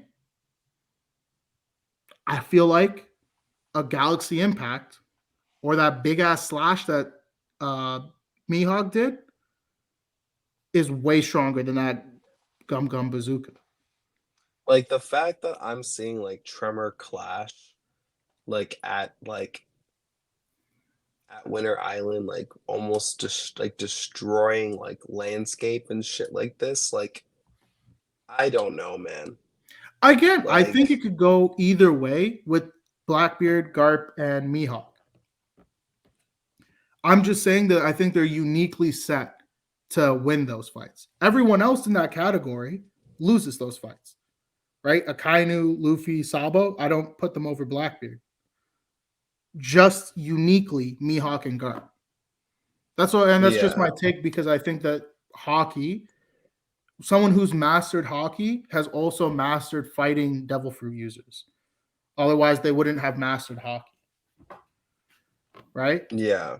And so I think that it's just a unique perspective.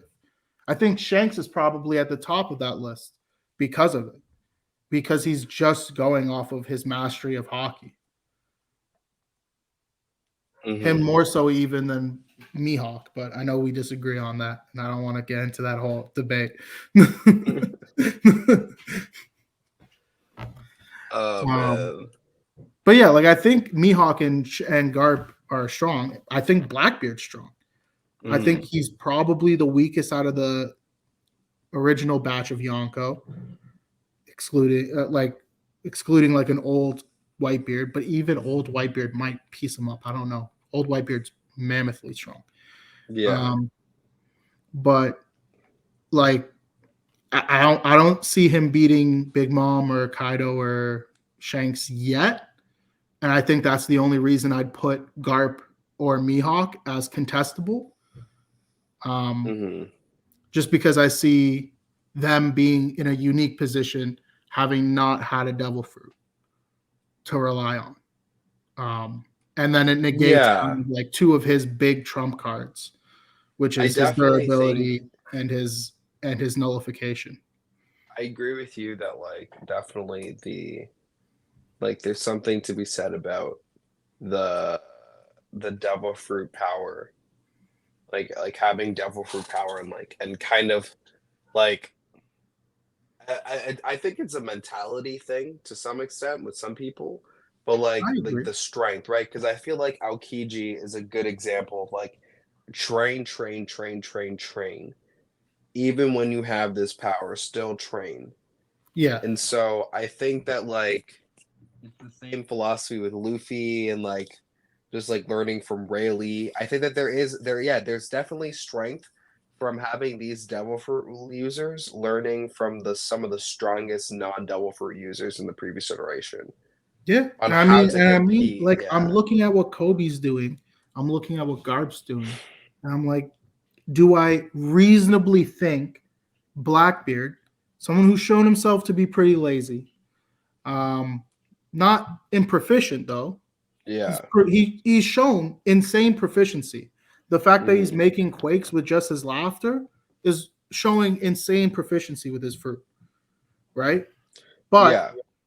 at the same time, when you can get around the fruit, Gart being someone who's already experienced probably everything that the Quake fruit has to offer. Yeah. Because I don't think that Prime Beard had the Quake fruit and didn't master it. Him being one of the best fighters in the verse. I just can't see it. No, Prime Beard. I think that Prime Beard, but I think that that's the thing, right? Is that like there's a scale, there's Right? And remember, Garp is the a one who's scale. fighting Prime Beard. Garp is the one Yeah. who's fighting Prime Roger. He was there for all of that. Yeah. And we've seen that he hasn't had much shaven off of his abilities. I am The struggling big to thing find for that him is chapter. stamina. And Yeah. like I think that like yeah, it could go to it could go to Blackbeard. Don't get me wrong. I think Hmm. the big question for Garp in that battle is stamina. And if Blackbeard has more and can like run out the clock, then yeah, it's a Yeah. Blackbeard dub. But I think that Garp and in that same position, Mihawk, because I can't in my mind, I can't make the excuse for Garp and not make the excuse for Mihawk, if that makes sense. What was the chapter that if I can? Where Garp absolutely manhandles Akiji and No, no, the no. rest of I'm them. looking for the chapter where the Blackbeard Pirates like are declared winners.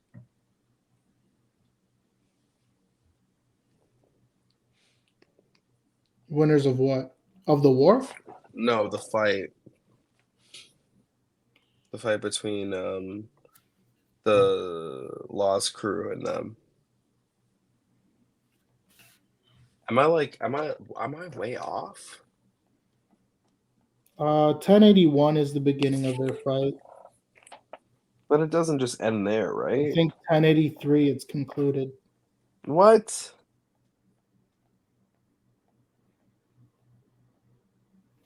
I think it's by 1083. No, 1083 is the stuff with Dragon and Emu and stuff like that. Yeah, no, no, no.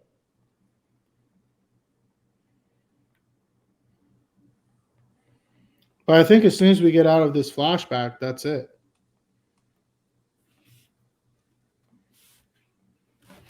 I do gotta say, I love that Oda's always used like the black bars as the indicator of the flashback. Yeah, it makes it clear. It's just like small details, you know. Okay, it's 1081. 1081. Yeah, I was just on 1081. it's the last page. No, Or it's the not. second last page. No, it's not. I'm on 1087 right now, and Garp's getting his sword shoved or I'm getting talking Shireen about short. Law versus Blackbeard. Oh, okay. Yeah, yeah, yeah. And then he goes into Sulong form and then he swims away. But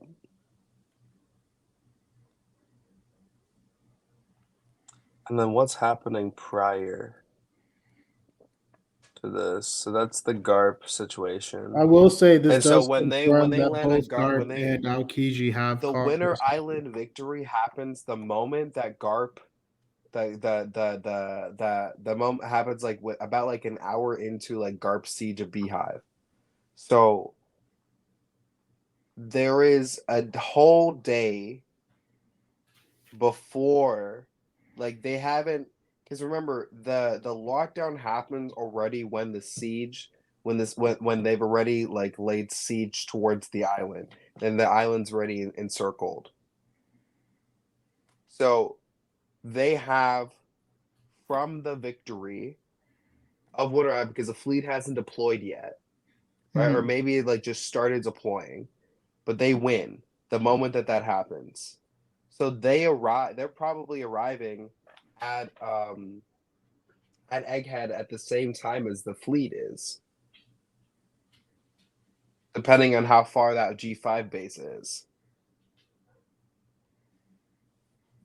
or that not the G5, that special science group base is. Yeah. I mean, like, again, Garp could be dead, right? He's got a icicle spear sticking through him. But also, like, I look at it similar, right, to Pika, to Avalo Pizarro, what we've seen of people who can take damage from their fruit, right? Even Nico Robin, um, where like their fruit is able to deal these mass amounts of damage, right? Mm-hmm. But then also those fruits take, or those things that they've become a part of taking damage gives damage to them as well. Yeah. Like Garp punches Avalo Pizarro's stone face and it breaks Avalo Pizarro's human face, Yeah. right? Um, Robin's hands are what she's using to cover herself from the umbrella or from Yeah. the falling meteors. What do you call those mace ball thingies? I don't Um, even. Yeah. whatever they're called, those little falling mace like thingies that Yeah. the flag guy, what's his name? I forget, but I know what you're talking about. She takes damage. Like it's the same thing like when she's getting cut in the demon form. Yeah, she's still getting Yeah. cut, but Yeah. um, you know, as I imagine it's the same thing for Pika. Just the larger you are, same thing with Mm-hmm. Smoker, right? Is that like these things can inflict pain back to you if you're not careful, and I think that like Garp and Mihawk would know that for certain. Yeah. I imagine they fought too many Devil Fruit users to think that it's otherwise, Yeah. right? If Virgo, low-ranking Marine, like Vice Admiral, knows it, you know, But then why yeah. wouldn't Garp? Why Well, wouldn't that's fair. Mihawk? That's fair. That's fair. Right. So it's those kind of, and I look at it and I think like I look at how he reacted to Rayleigh. Do I think Rayleigh could beat Blackbeard? No. No, Rayleigh said he couldn't. No. And Rayleigh admits Yeah. as much, right? Yeah. But at the same time, I think that he would know how to do damage to Blackbeard. Yes. And I think that Blackbeard still has like the scars of history in his mind from all the times he got absolutely stepped on by that monster that was the Dark King. Mm-hmm. I think he also realizes he'd take way more damage than he needs to fighting this guy. Yeah, like he's cutting his losses because he doesn't need to be in a state of vulnerability because he's an emperor as well, right? So Yeah. I think that that's really important. And so But yeah. like I think that I put them as unique cases, right? I think Sabo right now is on par with Akainu. Mm-hmm. I say that because I think Sabo ends up being the one who fights Akainu, and like kind of redeems that Ace versus Akainu fight. I don't think Luffy ends up fighting Akainu, because I think Luffy's going to have bigger fish to fry by the time we're fighting Akainu. I mean, I wouldn't be surprised. Like I wouldn't be. It wouldn't be problematic for me if he ends up fighting Akainu. who's Sabo gonna fight then? Yeah. No, that is a That's good where question. that's kind of where it ends for me. It's like who's gonna fight whom? And I look at the list and I'm like, well, Sabo could fight Akainu and Luffy could go and fight Im, right? Yeah. And it could be like Luffy and Dragon take out Im type of thing. Like, not that that's the case. Dragon could be weak and it wouldn't change my mind on how awesome Dragon is. But Yeah.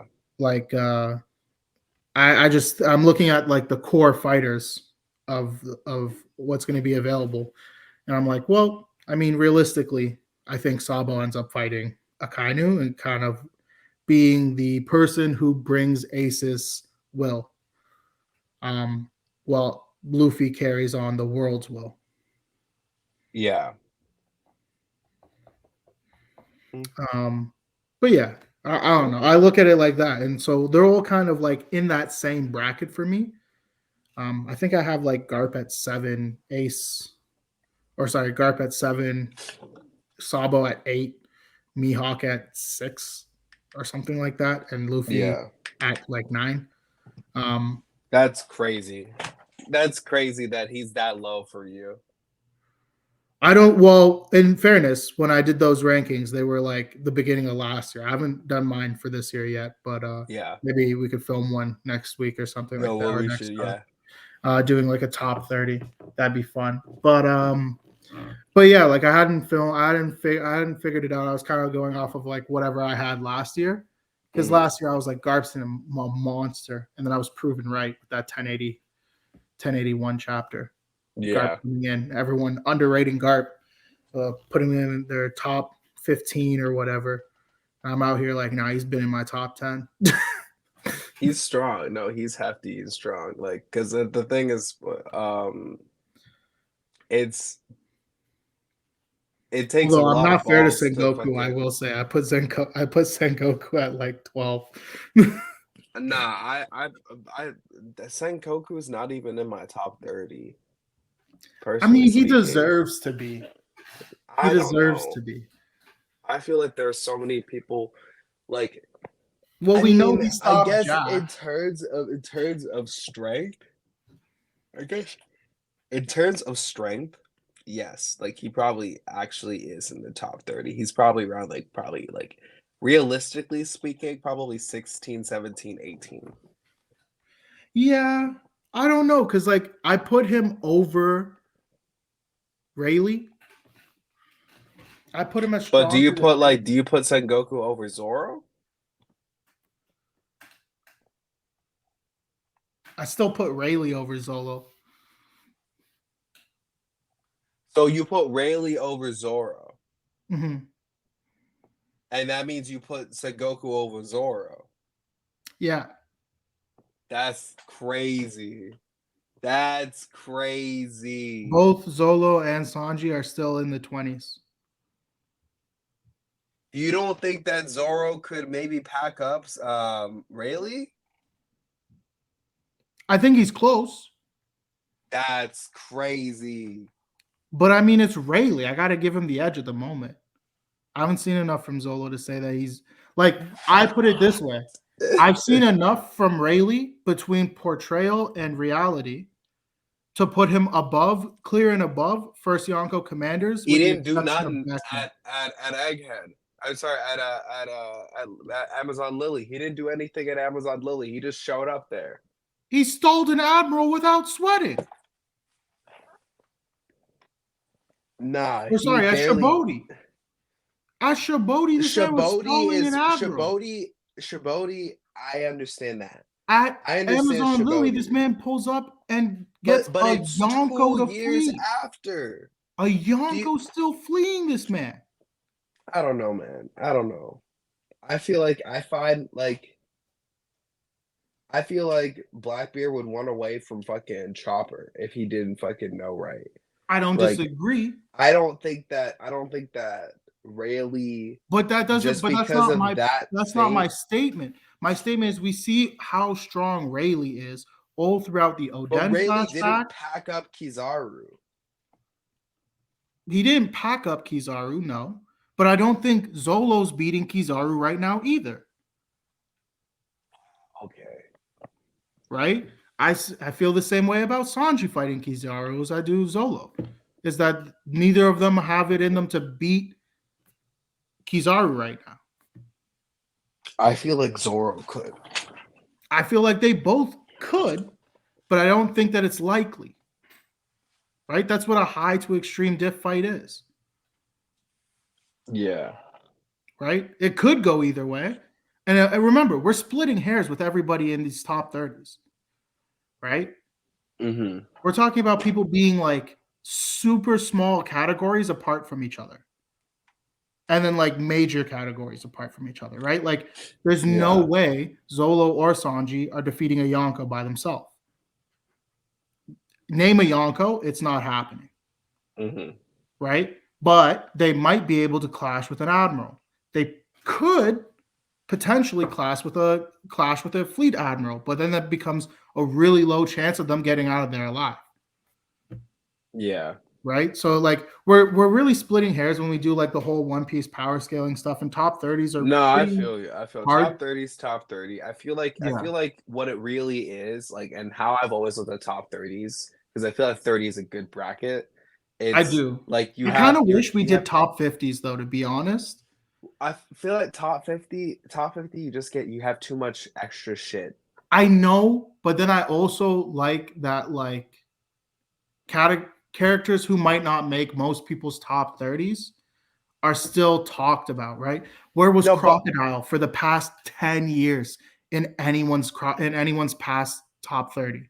that is actually And then true. now he's in the top 30s and he's like halfway up 20. And people But are it's like, because that makes that's sense. what That I makes mean. sense. But it's Like, also like people aren't keeping in mind that he's probably been in the top 50 for the past 10 years. Right? I feel Jinbei like being in someone's top 30 doesn't seem ludicrous. But then for some people, it's like, yeah, but I wouldn't put him in my top 30. So then you'd have Jinbei in that top 40 to 50 section. Personally, I think he deserves to be in the top 30. But then also, I think that us having like this mindset onto the top 30 gets rid of characters who are strong and leaves huge gaps. Like, where's Cracker sitting? Where's Smoothie sitting? What is I don't think Oven any of rank? these people fucking matter. I They don't I didn't don't even gank it up the disagree. I think that we waterfall. might never see them again. We might never see them again. But then we have like huge feats from characters like Ino and Nekomamushi. Inuarashi and what? No, dude, you sound like What do you mean? We're seeing feats from these characters. Where does Pero Sparrow rank? feats. Personally, I don't think that they're ranking top 30.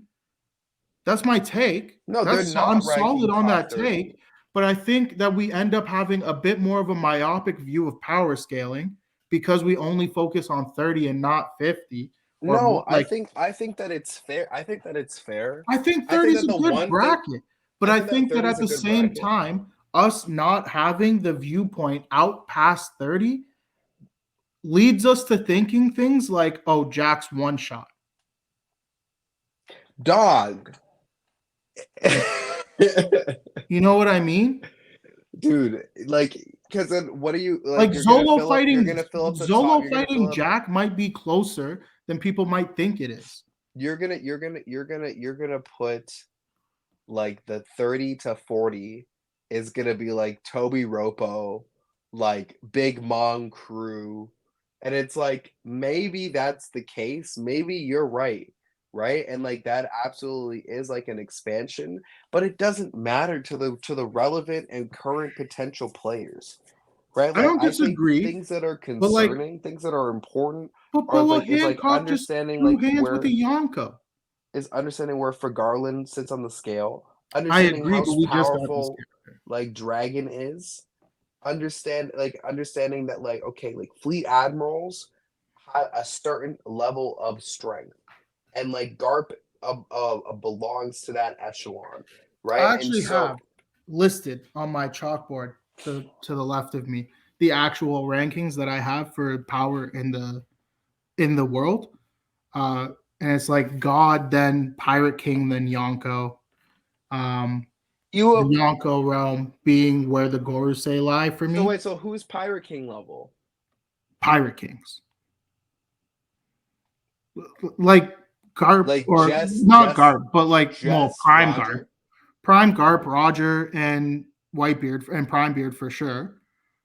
Rocks, potentially Shanks, from like what I've seen of him. I've seen so much. So then who's in God Shanks tier? taking no else. Who's God tier? God tier, like Emu. We don't know anything about Emu, and they've shown zero. Oh flaw. wait, sorry. I thought you said Enel. I was like, Oh. I mean, in my own headcanon, me with the Nels fruit, absolutely. Jesus. Oh my I'll be God. static shocked. I'd be Miles Morales, my guy.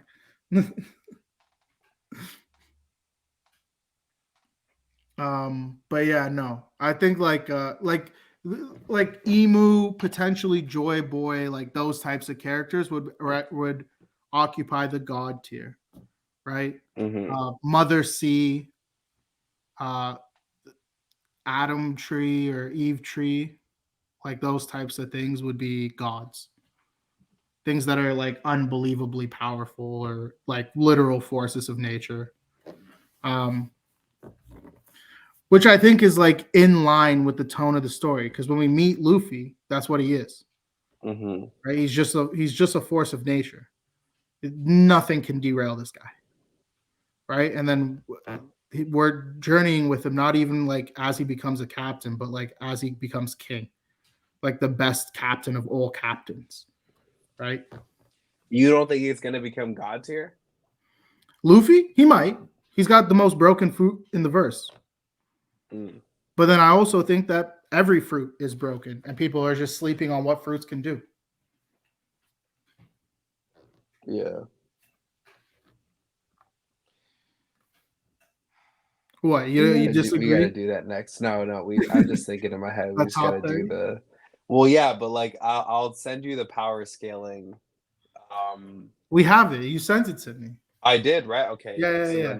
So I then don't know we'll how do. to navigate it. You sent me We'll do some like that. insane, crazy power scaling thing. It's like it's on some D&D shit. Honestly, it kind of makes more sense like when you look at it from that perspective. I like But the perspective King brought. Like you know Cole, obviously. yeah. Yeah, he was doing like he was measuring like destructive capability or destructive power, and then like offensive strength, and then then strength and speed, each as separate categories.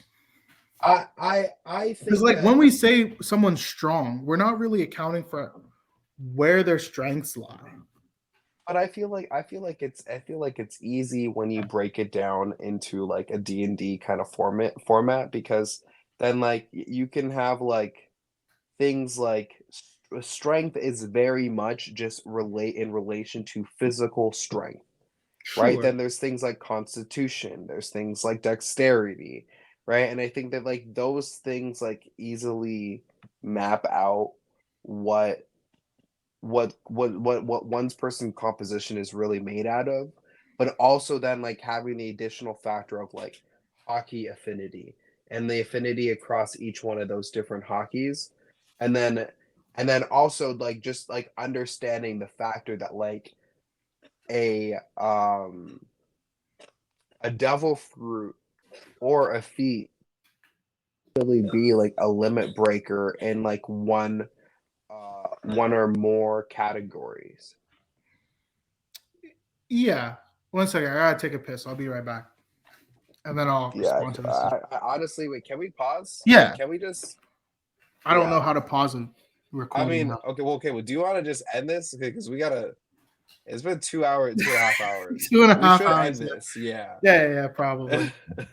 All right, guys. Well, listen, we're happy to have you along for this. This is the first time we've been doing this, so it might be that we shorten it and figure out how long things will go properly. Um, we're gonna hope to be trying to cut this into like clips and stuff like that, so we could get it out to you guys in shorter form content. Maybe we like break it up so that it's kind of mapped out on the YouTube page. Like this is the chapter review, although it's kind of all throughout. This whole thing was a chapter. This Like, whole this is thing was the chapter, chapter and like review. this is one chapter review, 2 hours. Yeah. Well, I mean, like, yeah, it's kind of we'll try and clean it up in future Yeah. versions of this so that we're kind of talking on topic. You know, we like to ramble and rant and We see didn't what even talk about conversations lead Vegapunk. us. We talked a bit about Vega. We got about what I wanted to talk about for Vegapunk Oh, okay. for the most part. Yeah. Like how his reactions to things and Yeah. him being a part of Mads and stuff like that. We talked about that. So that got most of what I wanted to say about Vegapunk out. But yeah, so in the future, we'll try and clean it up a bit, try and make it a little bit easier to watch. I know 2.5 hours is a big chunk of people's time. Maybe like throw this on in the background like you do with most streams. If you working and shit like that, that's usually what I do. Listen to what's going on. Just audio it or whatever. But yeah, it's been a fun time. I gotta go. Chris has gotta go. Or Arrow's gotta go. We can bleep that out. That's all good. That's all good. But it's been a good time, and have a good night. Anyway, You folks. peace.